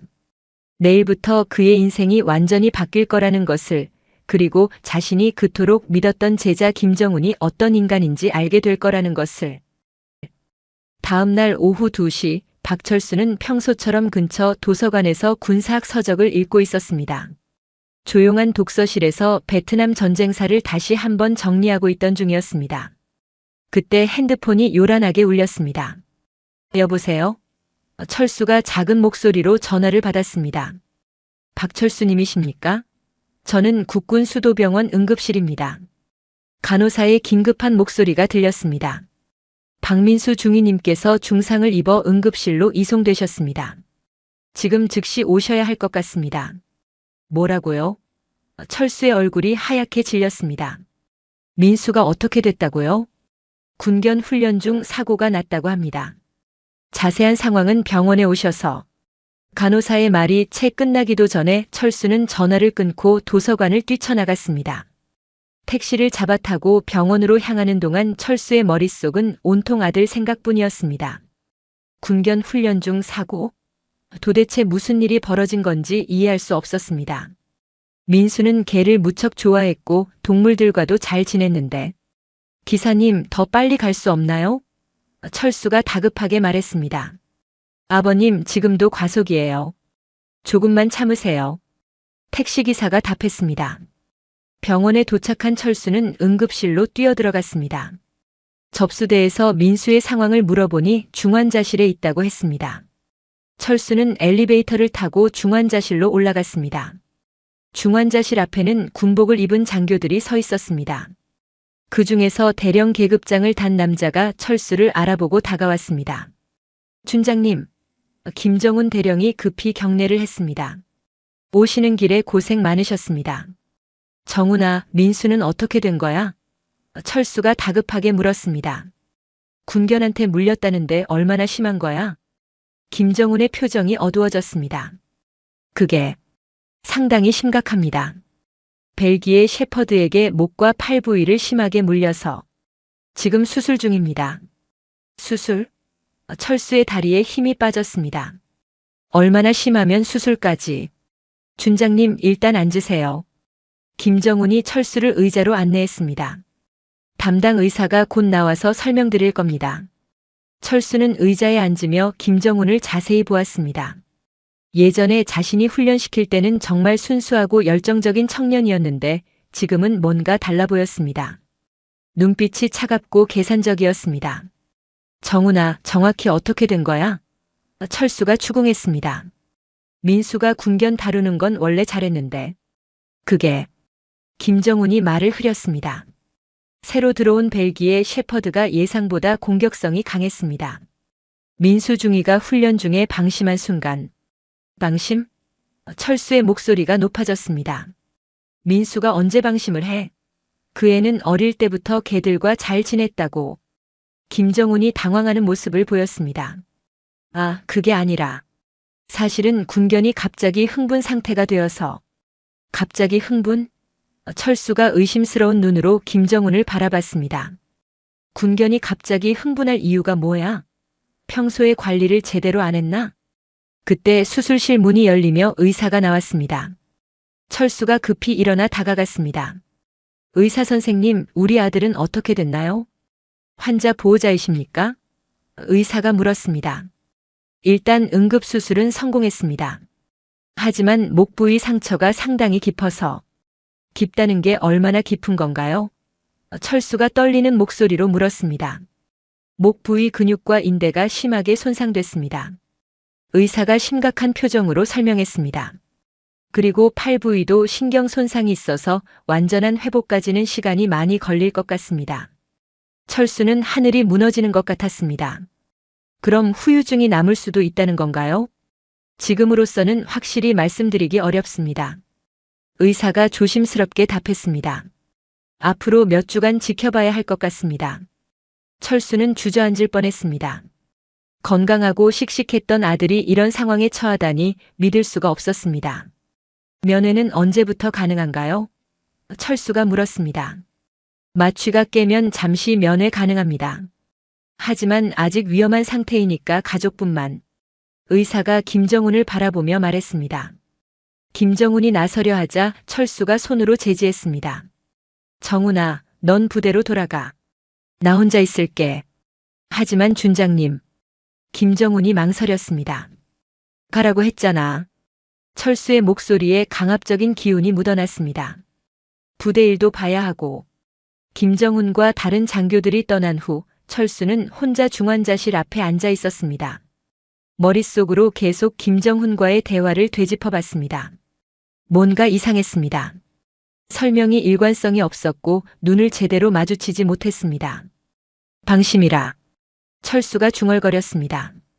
민수가 방심할 리가 없는데. 그때 응급실에서 일하는 간호사 한 명이 다가왔습니다. 환자 보호자님이시죠? 간호사가 조심스럽게 말했습니다. 혹시 시간 있으시면 잠깐 얘기 좀 할 수 있을까요? 무슨 일인가요?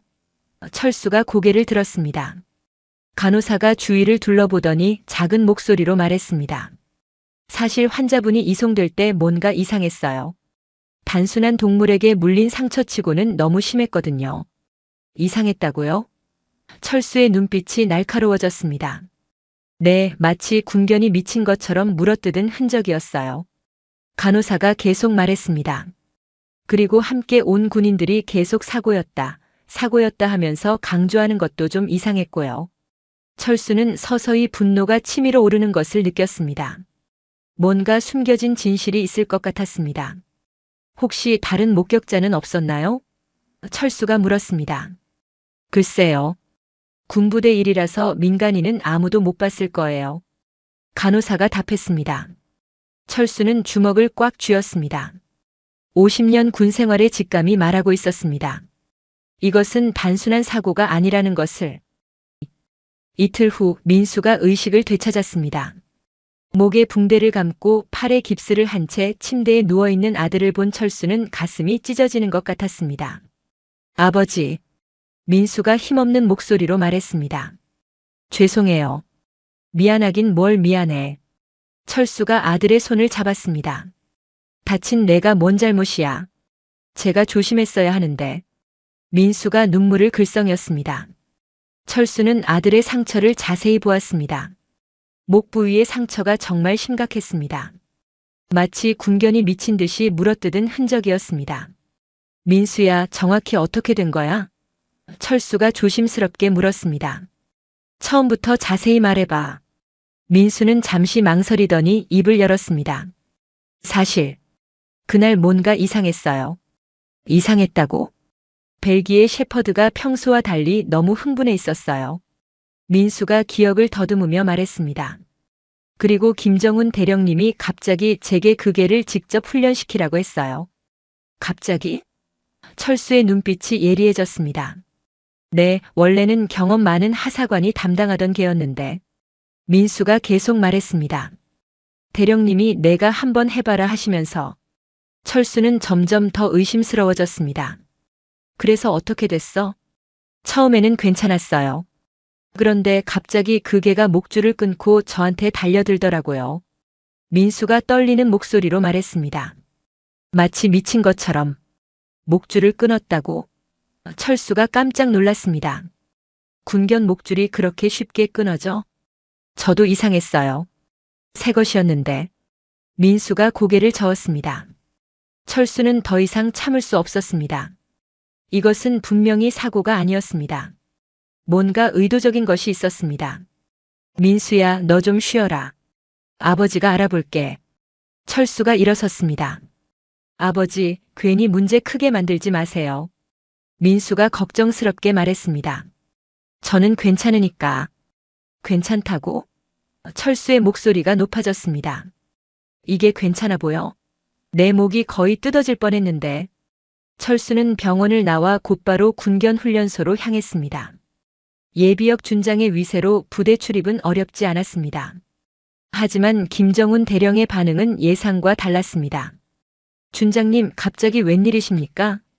김정훈이 사무적인 톤으로 말했습니다. 민수중이 때문에 오신 건가요? 그래, 사고 현장을 직접 보고 싶다. 철수가 단도직입적으로 말했습니다. 그게 지금은 좀 곤란합니다. 김정훈이 난색을 표했습니다. 부대 기밀 구역이라서. 기밀? 철수가 비웃었습니다.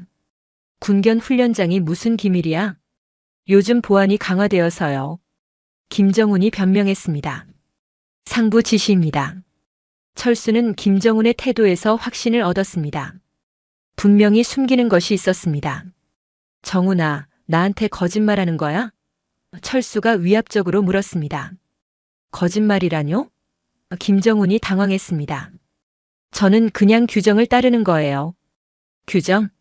철수가 냉소했습니다. 내가 너를 어떻게 키웠는데 지금 나한테 규정 타령이야? 김정훈의 표정이 차갑게 변했습니다. 준장님, 지금은 제가 이 부대의 지휘관입니다. 예전과는 다르다고요. 철수는 충격을 받았습니다.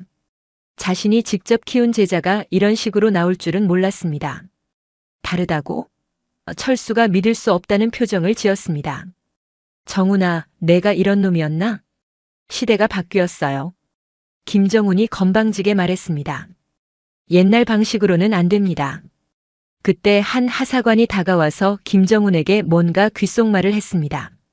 김정훈의 얼굴이 더욱 굳어졌습니다. 준장님, 오늘은 이만 돌아가시죠. 김정훈이 쫓아내듯 말했습니다. 민수 중위는 저희가 책임지고 처리하겠습니다. 처리? 철수가 화를 냈습니다. 내 아들을 뭘 처리해? 아, 그게 아니라. 김정훈이 말을 바꿨습니다.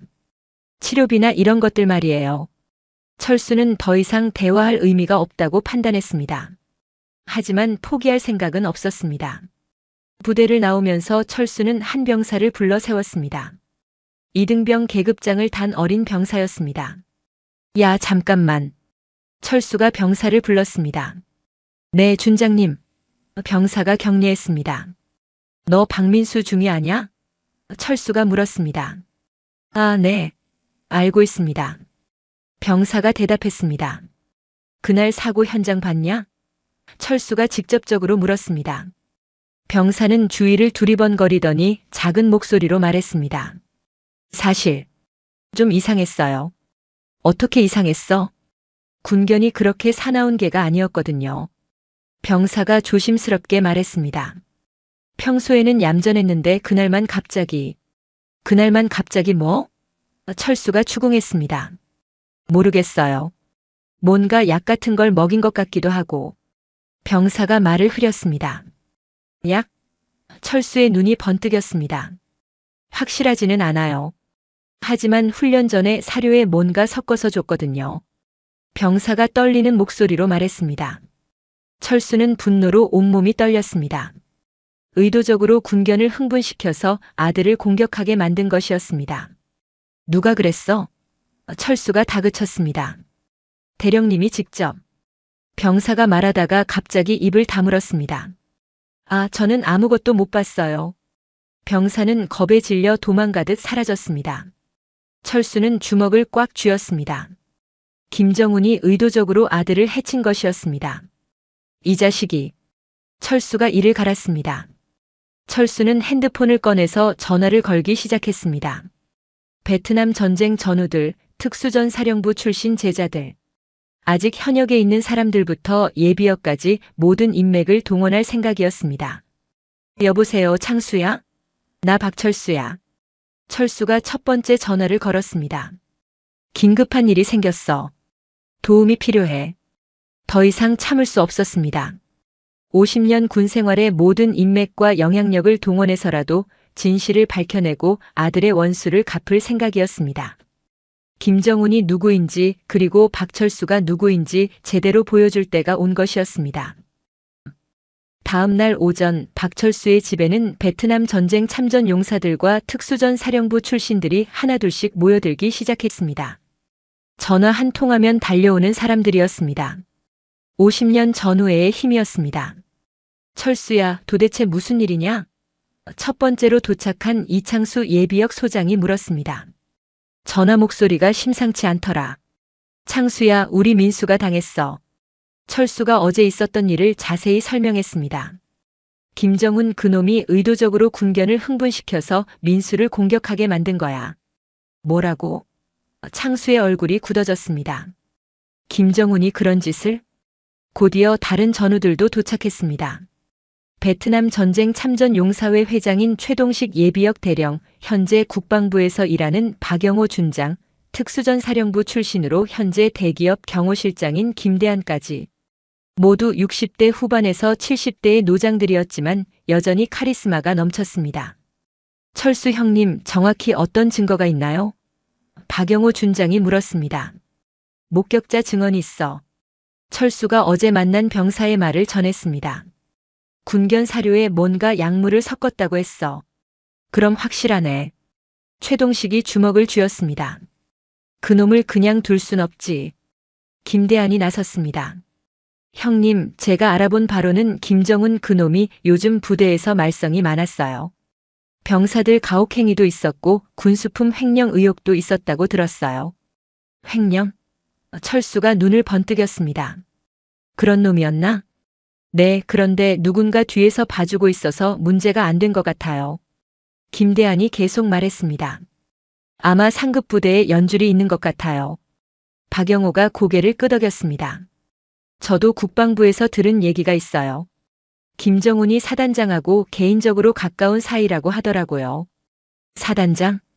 철수가 물었습니다. 누구? 전광수 소장이요. 박영호가 답했습니다. 철수는 그 이름을 듣자마자 분노가 치솟았습니다. 전광수? 그놈도 내가 훈련시킨 놈인데. 네? 전광수 소장도 형님 제자인가요? 창수가 놀랐습니다. 그래, 김정훈이랑 동기야. 철수가 이를 갈았습니다.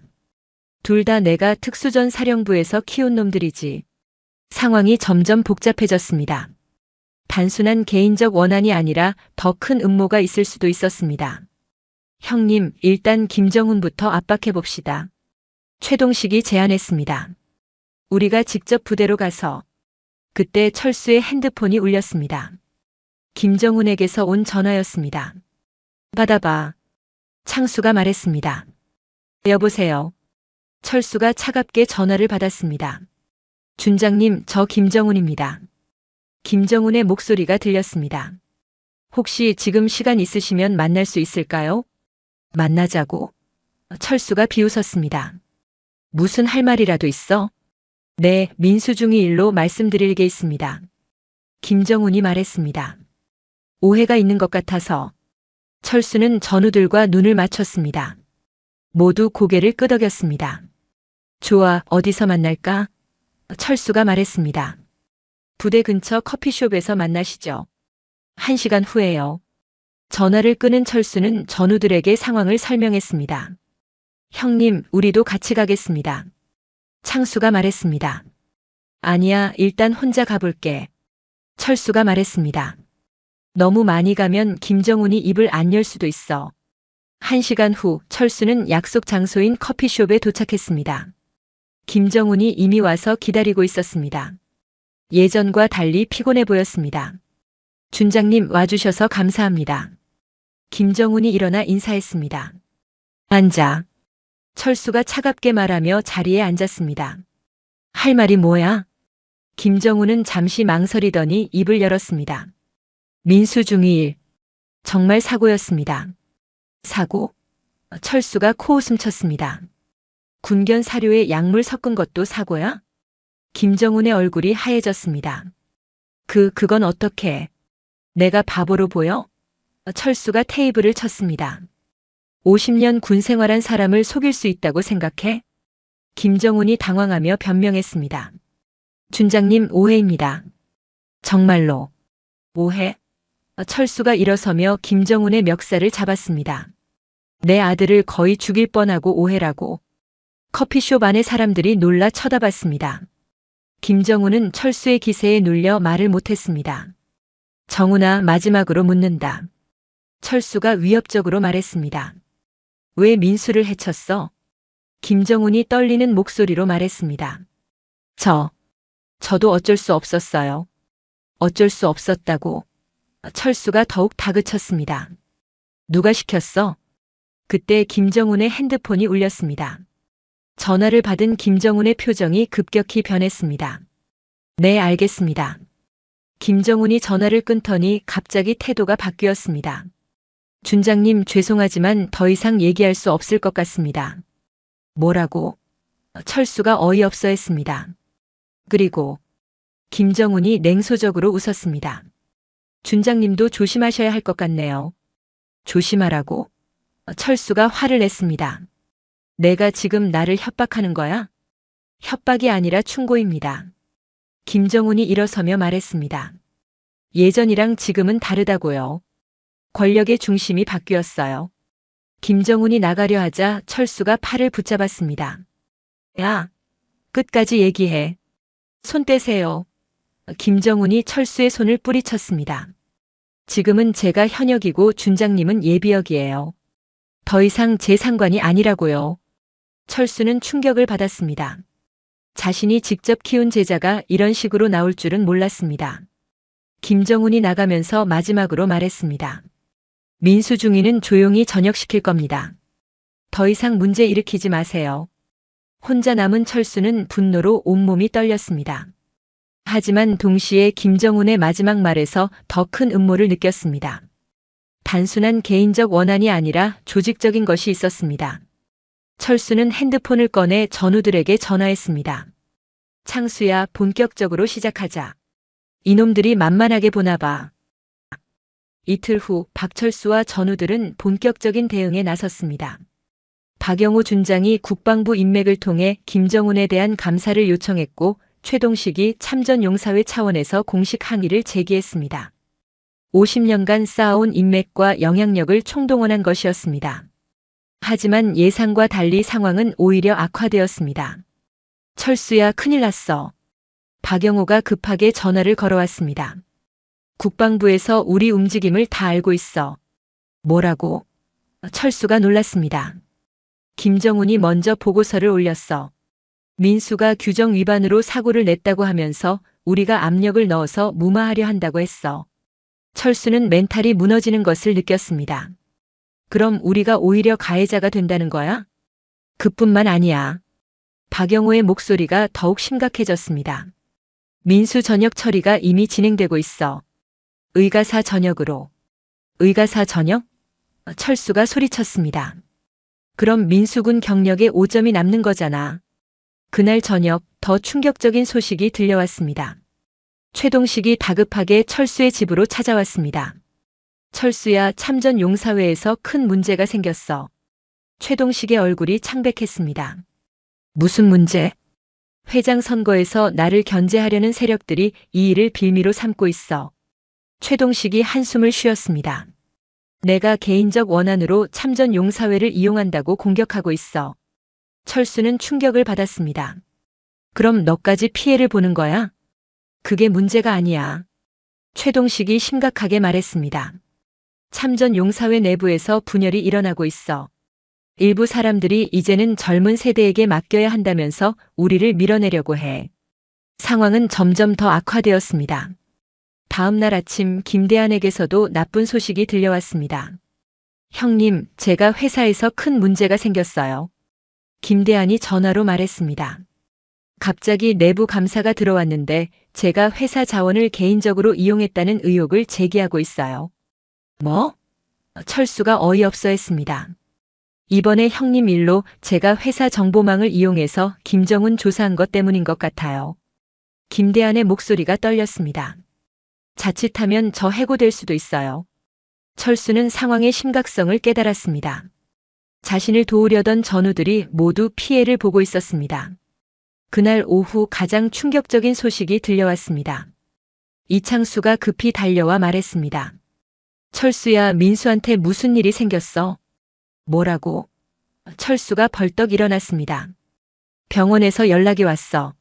민수가 갑자기 고열이 나면서 상태가 악화됐다고 해. 철수는 급히 병원으로 달려갔습니다. 중환자실에서 민수는 고열에 시달리며 의식을 잃은 상태였습니다. 어떻게 된 거예요? 철수가 의사에게 다급하게 물었습니다. 상처 부위에 감염이 발생했습니다. 의사가 심각한 표정으로 말했습니다. 항생제 내성균인 것 같아서 치료가 쉽지 않을 것 같습니다. 항생제 내성균? 철수가 놀랐습니다. 그런 게 어떻게? 아마 초기 치료 과정에서 문제가 있었던 것 같습니다. 의사가 말했습니다. 지금 상태로는 의사가 말을 흐렸습니다. 철수는 최악의 상황을 예감했습니다. 그때 병원 복도에서 익숙한 목소리가 들렸습니다. 안 됐네, 정말. 돌아보니 김정은이 서 있었습니다. 그런데 혼자가 아니었습니다. 옆에는 전광수 소장이 함께 있었습니다. 전광수? 철수가 믿을 수 없다는 표정을 지었습니다. 너도 왔나? 준장님, 오랜만입니다. 전광수가 형식적으로 인사했습니다. 민수중이 상태가 어떤가요? 철수는 전광수의 차가운 태도에서 뭔가 이상함을 느꼈습니다. 광수야, 너마저. 준장님. 전광수가 철수의 말을 자르며 말했습니다. 이제 그만 포기하시는 게 어떨까요? 포기? 철수가 어이없어 했습니다. 뭘 포기하라고? 헛된 희망 말이에요. 김정은이 냉소적으로 웃으며 끼어들었습니다. 시대가 바뀌었다고 했잖아요. 전광수가 나섰습니다. 준장님, 사실을 말씀드리죠. 민수중이 사건은 우연한 사고가 아니었습니다. 뭐라고? 철수가 충격을 받았습니다. 계획된 일이었어요. 전광수가 차갑게 말했습니다. 준장님이 너무 과거에 안주하고 계셔서 교훈을 줄 필요가 있었거든요. 철수는 현실을 받아들일 수 없었습니다. 광수야, 내가 왜? 왜냐고요? 전광수가 비웃었습니다. 준장님은 아직도 모르시는군요. 우리가 왜 준장님의 제자가 되었는지. 김정훈이 설명했습니다. 처음부터 계획이었어요. 준장님 같은 꼰대들을 견제하기 위해서 가까이 다가간 거죠. 그럼 지금까지 철수가 말을 잇지 못했습니다. 다 거짓말이었어요. 전광수가 단호하게 말했습니다. 사제지간이라는 것도 존경한다는 것도 다 가짜였어요. 철수는 50년간 믿어왔던 모든 것이 무너지는 것을 느꼈습니다. 자신이 키운 제자들이 배신자였다는 사실, 그리고 아들이 당한 일이 자신에 대한 복수였다는 사실에 절망했습니다. 그럼 민수는? 철수가 떨리는 목소리로 물었습니다. 죄송하지만 회복은 어려울 것 같네요. 김정훈이 잔인하게 말했습니다. 감염이 너무 심해서. 그리고 준장님도 조심하세요. 전광수가 협박했습니다. 더 이상 문제 일으키면 준장님한테도 안 좋은 일이 생길 수 있어요. 둘이 떠난 후 철수는 병실 바깥에서 무너져 내렸습니다. 아들은 죽어가고 있고 평생 믿었던 제자들은 배신자였고 도우려던 전우들은 피해를 보고 있었습니다. 모든 것이 무너져 내리고 있었습니다. 내가 무엇을 잘못했단 말인가? 철수가 절망적으로 중얼거렸습니다. 하지만 아직 끝이 아니었습니다. 더 큰 시련이 기다리고 있었습니다. 박철수는 병실에서 며칠을 보내며 절망에 빠져 있었습니다. 아들은 여전히 위험한 상태였고 자신을 도우려던 전우들은 모두 곤경에 처했습니다. 50년 군 생활이 한순간에 무너진 것 같았습니다. 그런데 3일째 되는 날 밤 예상치 못한 방문자가 찾아왔습니다. 준장님. 중환자실 밖에서 누군가 조심스럽게 불렀습니다. 철수가 돌아보니 낯익은 얼굴이었습니다. 윤상철 예비역 대령이었습니다. 현재 국정원에서 일하고 있는 철수의 제자 중 하나였습니다. 상철아. 철수가 놀랐습니다. 내가 여기 왜? 준장님 죄송합니다. 이제야 왔습니다. 윤상철이 깊게 고개를 숙였습니다. 사실 며칠 전부터 상황을 알고 있었는데 너도 나를 버리려고 왔나? 철수가 씁쓸하게 말했습니다. 아닙니다. 윤상철이 강하게 부인했습니다. 저는 준장님의 진짜 제자입니다. 김정훈이나 전광수 같은 놈들과는 달라요. 철수는 윤상철의 진심 어린 눈빛을 보았습니다. 그럼 왜 이제야? 조심스럽게 조사를 하고 있었습니다. 윤상철이 주위를 둘러보더니 작은 목소리로 말했습니다. 김정훈과 전광수 뒤에 더 큰 세력이 있어요. 더 큰 세력? 철수가 놀랐습니다. 네, 현역 장성급 인사들입니다. 윤상철이 충격적인 내용을 털어놓았습니다. 베트남 전쟁 참전 용사들과 특수전 사령부 출신들의 영향력을 견제하려는 세력이에요. 철수는 상황의 심각성을 깨달았습니다. 그럼 내 개인적인 문제가 아니라. 맞습니다. 준장님은 상징적인 존재거든요. 윤상철이 설명했습니다. 준장님을 무너뜨리면 다른 원로들도 위축될 거라고 계산한 거죠. 그래서 민수를.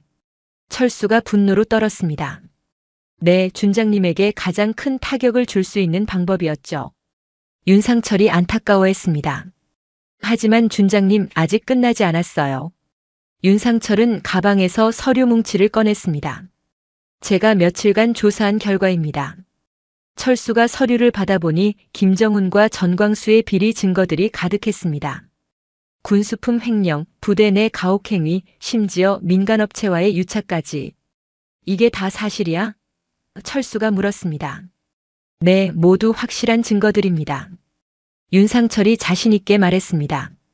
특히 김정훈은 군견 관련 예산을 빼돌리고 있었어요. 그래서 제대로 된 약품을 쓰지 못하고 민수중이가 감염된 거예요. 철수는 진실을 알게 되었습니다. 그럼 민수 상태도 치료할 수 있어요.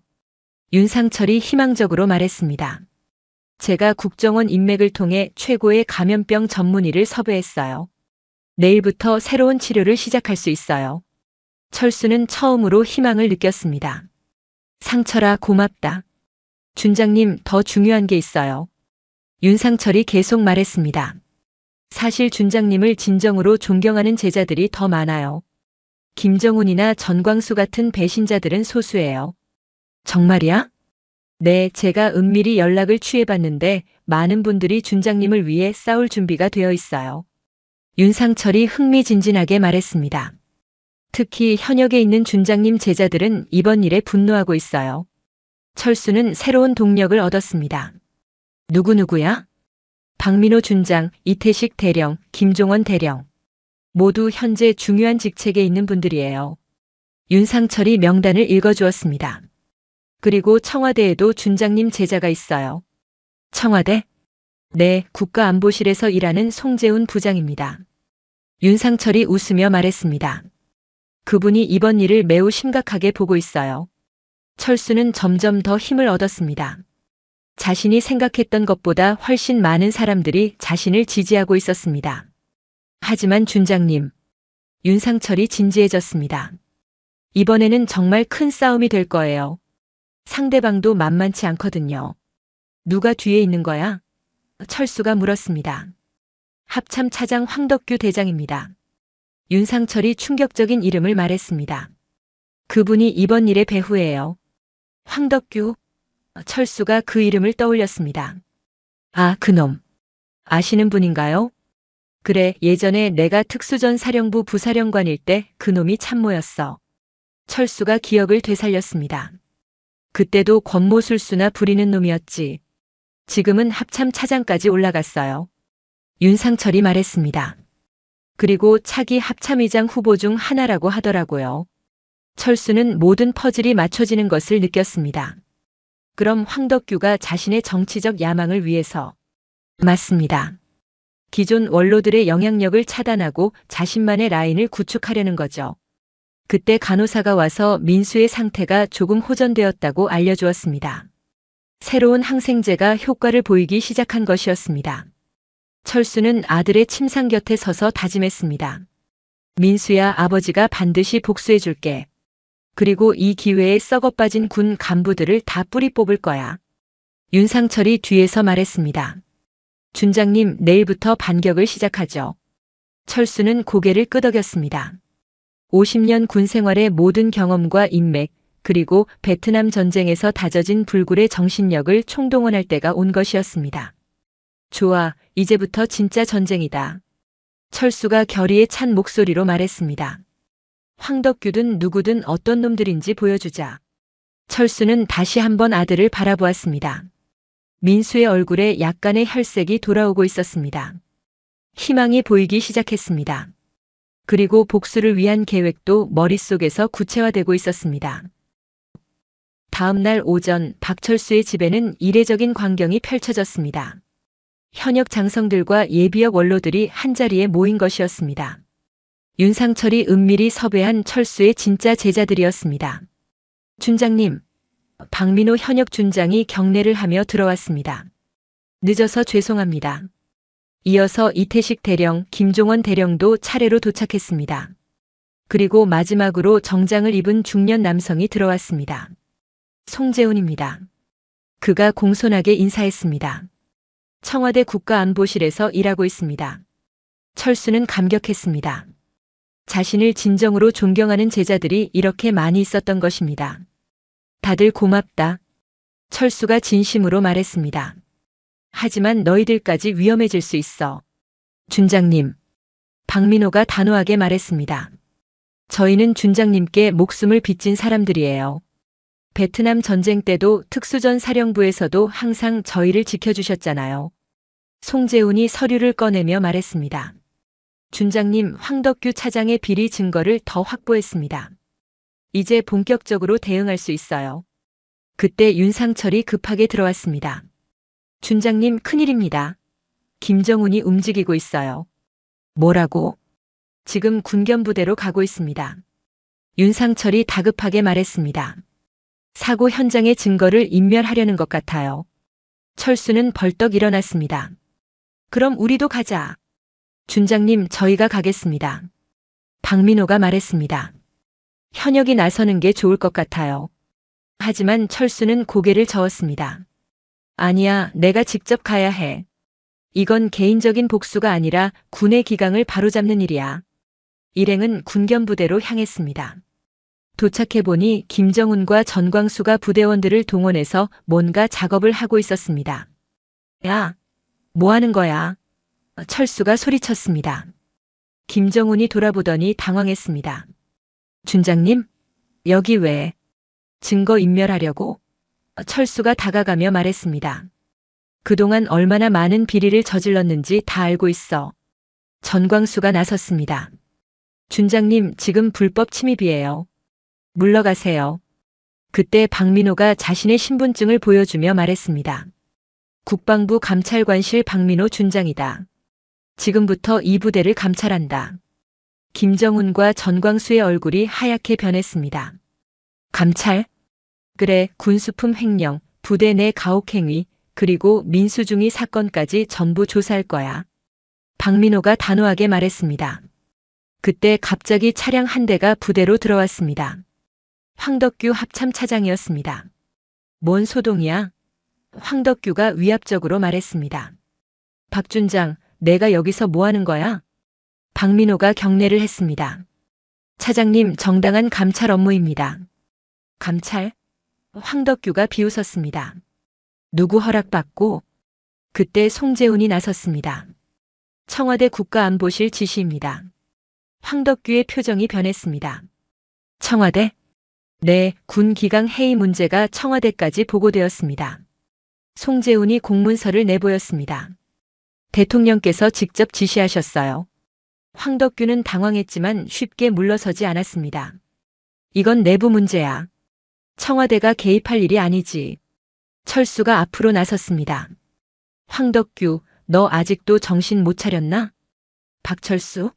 황덕규가 철수를 보며 냉소했습니다. 늙은이가 나서지 마. 이제 시대가 바뀌었어.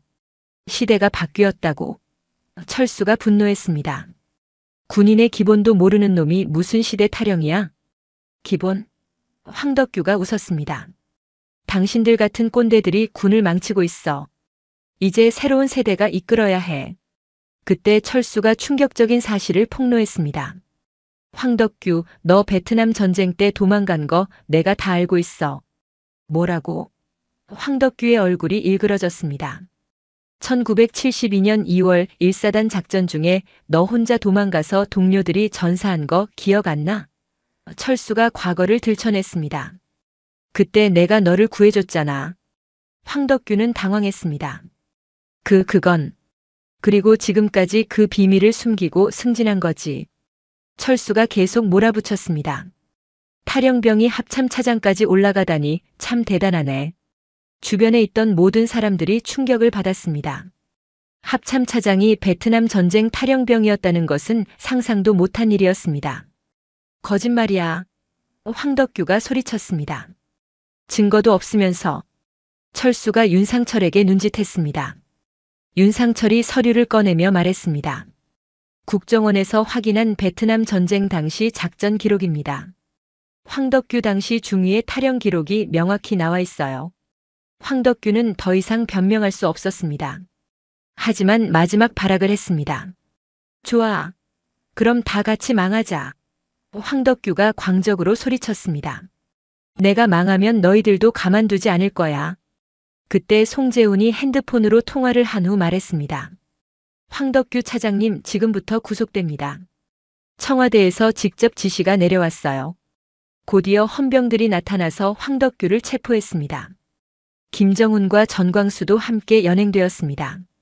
이런 일이. 김정훈이 끌려가면서 절규했습니다. 준장님, 저희가 잘못했어요. 하지만 철수는 차갑게 외면했습니다. 이제 와서 후회해도 늦어. 부대는 순식간에 정리되었습니다. 부정부패의 온상이었던 곳이 깨끗하게 청소된 것이었습니다. 철수는 아들이 다쳤던 훈련장을 바라보며 다짐했습니다. 민수야, 아버지가 복수를 해줬다. 이제 안심하고 회복해라. 50년 군 생활의 마지막 전투에서 승리한 순간이었습니다. 2달 후 박민수는 완전히 회복되어 병원에서 퇴원했습니다. 목에 흉터는 남았지만 건강을 되찾았고 오히려 이전보다 더 의지가 강해진 모습이었습니다. 아버지, 저 이제 정말 괜찮아요. 민수가 환하게 웃으며 말했습니다. 오히려 이번 일로 많은 걸 배웠어요. 뭘 배웠어? 철수가 물었습니다. 아버지가 얼마나 대단한 분인지요. 민수가 자랑스럽게 말했습니다. 이번 일로 군 전체가 변했잖아요. 실제로 황덕규 사건 이후 군 조직에는 큰 변화가 일어났습니다. 국방부는 대대적인 감찰을 실시했고 부정부패에 연루된 간부들이 대거 숙청되었습니다. 그리고 베트남 전쟁 참전 용사들과 특수전 사령부 출신들의 영향력이 다시 복원되었습니다. 아버지 덕분에 군이 깨끗해졌어요. 윤상철이 찾아와서 보고했습니다. 새로 부임한 간부들은 모두 깨끗한 사람들이에요. 특히 김정훈이 부대장으로 있던 군견훈련소는 완전히 개편되었습니다. 새로운 부대장으로는 철수의 제자 중 한 명인 정성훈 대령이 부임했습니다. 준장님, 앞으로는 이런 일이 절대 없도록 하겠습니다. 정성훈이 다짐했습니다.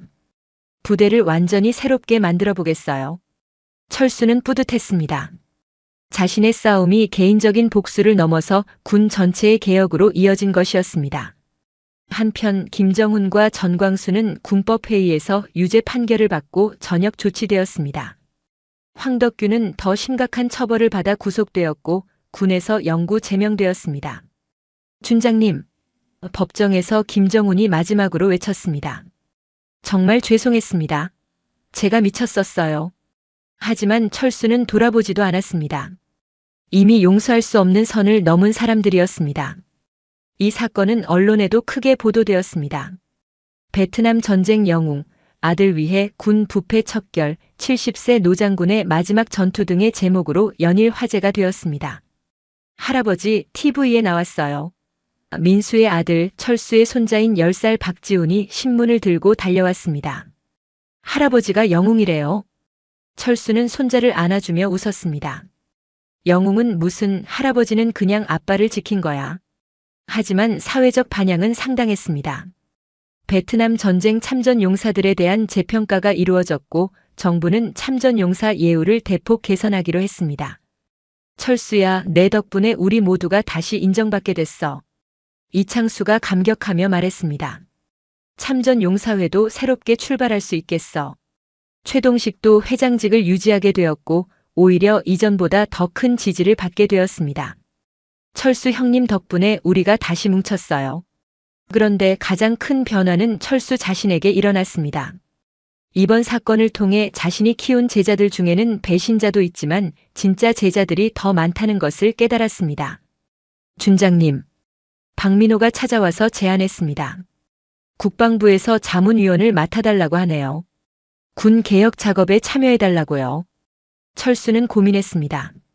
70세의 나이에 다시 공직에 나서는 것이 맞는지. 아버지 하세요. 민수가 격려했습니다. 아버지 같은 분이 계셔야 군이 바로 서요. 결국 철수는 국방부 군 개혁 자문위원으로 위촉되었습니다. 일주일에 2번씩 국방부에 나가서 후배들에게 조언을 하는 역할이었습니다. 준장님, 요즘 젊은 장교들 교육을 어떻게 해야 할까요? 한 준장이 물었습니다. 기본을 가르쳐야 해. 철수가 답했습니다. 군인의 기본은 국가와 국민을 지키는 거야. 개인의 출세나 이익이 아니라. 철수의 경험과 지혜는 젊은 장교들에게 큰 도움이 되었습니다. 특히 부정부패 척결과 군 기강 확립에 대한 그의 조언은 많은 사람들에게 감동을 주었습니다. 또한 철수는 베트남 전쟁 참전 용사들의 구술사 프로젝트에도 참여했습니다. 전쟁의 참상과 교훈을 후세에 전하는 일이었습니다. 할아버지, 베트남에서 정말 무서웠어요? 손자 지훈이 물었습니다. 무서웠지. 하지만 동료들과 함께 있으니까 견딜 수 있었어. 철수가 답했습니다. 사람은 혼자서는 아무것도 할 수 없어. 믿을 수 있는 동료가 있어야 해. 이번 사건을 통해 철수가 얻은 가장 큰 깨달음이었습니다. 아무리 큰 시련이 와도 진정한 동료들이 있으면 이겨낼 수 있다는 것이었습니다. 아버지, 이제 정말 편히 지내세요. 민수가 말했습니다. 제가 아버지를 잘 모시겠어요. 편히 지내기는 뭘 편히 지내. 철수가 웃었습니다. 아직 할 일이 많아. 너희들 가르치고 손자 교육시키고. 1년 후 철수는 자서전을 출간했습니다. 제목은 마지막 전투 마이너스 아들을 지킨 아버지의 50년 군 생활이었습니다. 베스트셀러가 되었고 영화로도 제작되었습니다. 시사회에서 철수는 감회가 새로웠습니다. 내 인생이 이렇게 드라마틱했나? 할아버지가 진짜 영웅이에요. 손자 지훈이 자랑스럽게 말했습니다. 철수는 가족들과 제자들에 둘러싸여 행복해했습니다.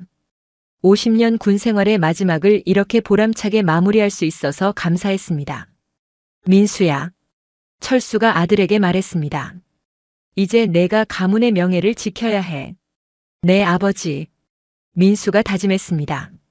아버지처럼 올바른 군인이 되겠어요. 저녁 무렵 철수는 집 앞 공원에서 산책을 했습니다. 석양이 아름답게 지고 있었습니다. 50년 전 베트남 정글에서 보았던 석양과는 다른 평화로운 석양이었습니다. 정말 긴 싸움이었구나. 철수가 혼잣말을 했습니다. 하지만 이겼어. 마지막에 이겼어. 그의 얼굴에는 만족스러운 미소가 떠올랐습니다. 아들도 지켰고 군도 바꿨고 후배들도 바른 길로 인도했습니다. 이보다 더 보람찬 인생은 없을 것 같았습니다. 우리가 지켜야 할 것은 군기의 이름을 빌린 폭력이 아니라 사람의 존엄 아닐까요? 사랑하는 가족을 지키기 위해 당신이라면 어디까지 싸울 수 있겠습니까? 진실을 외면하면 또 다른 희생자가 생긴다는 사실. 결국 정의란 누군가의 용기에서 시작되는 게 아닐까요? 용기가 어떻게 보면 참 쉬운 것 같지만 위기 상황에선 그 쉬운 것도 선뜻 나서지 못하는 경우가 많으니까요. 오늘의 이야기가 우리에게 묻습니다. 당신은 과연 어떤 선택을 하시겠습니까? 지금까지 인생은 옆집 사연이었습니다. 감사합니다.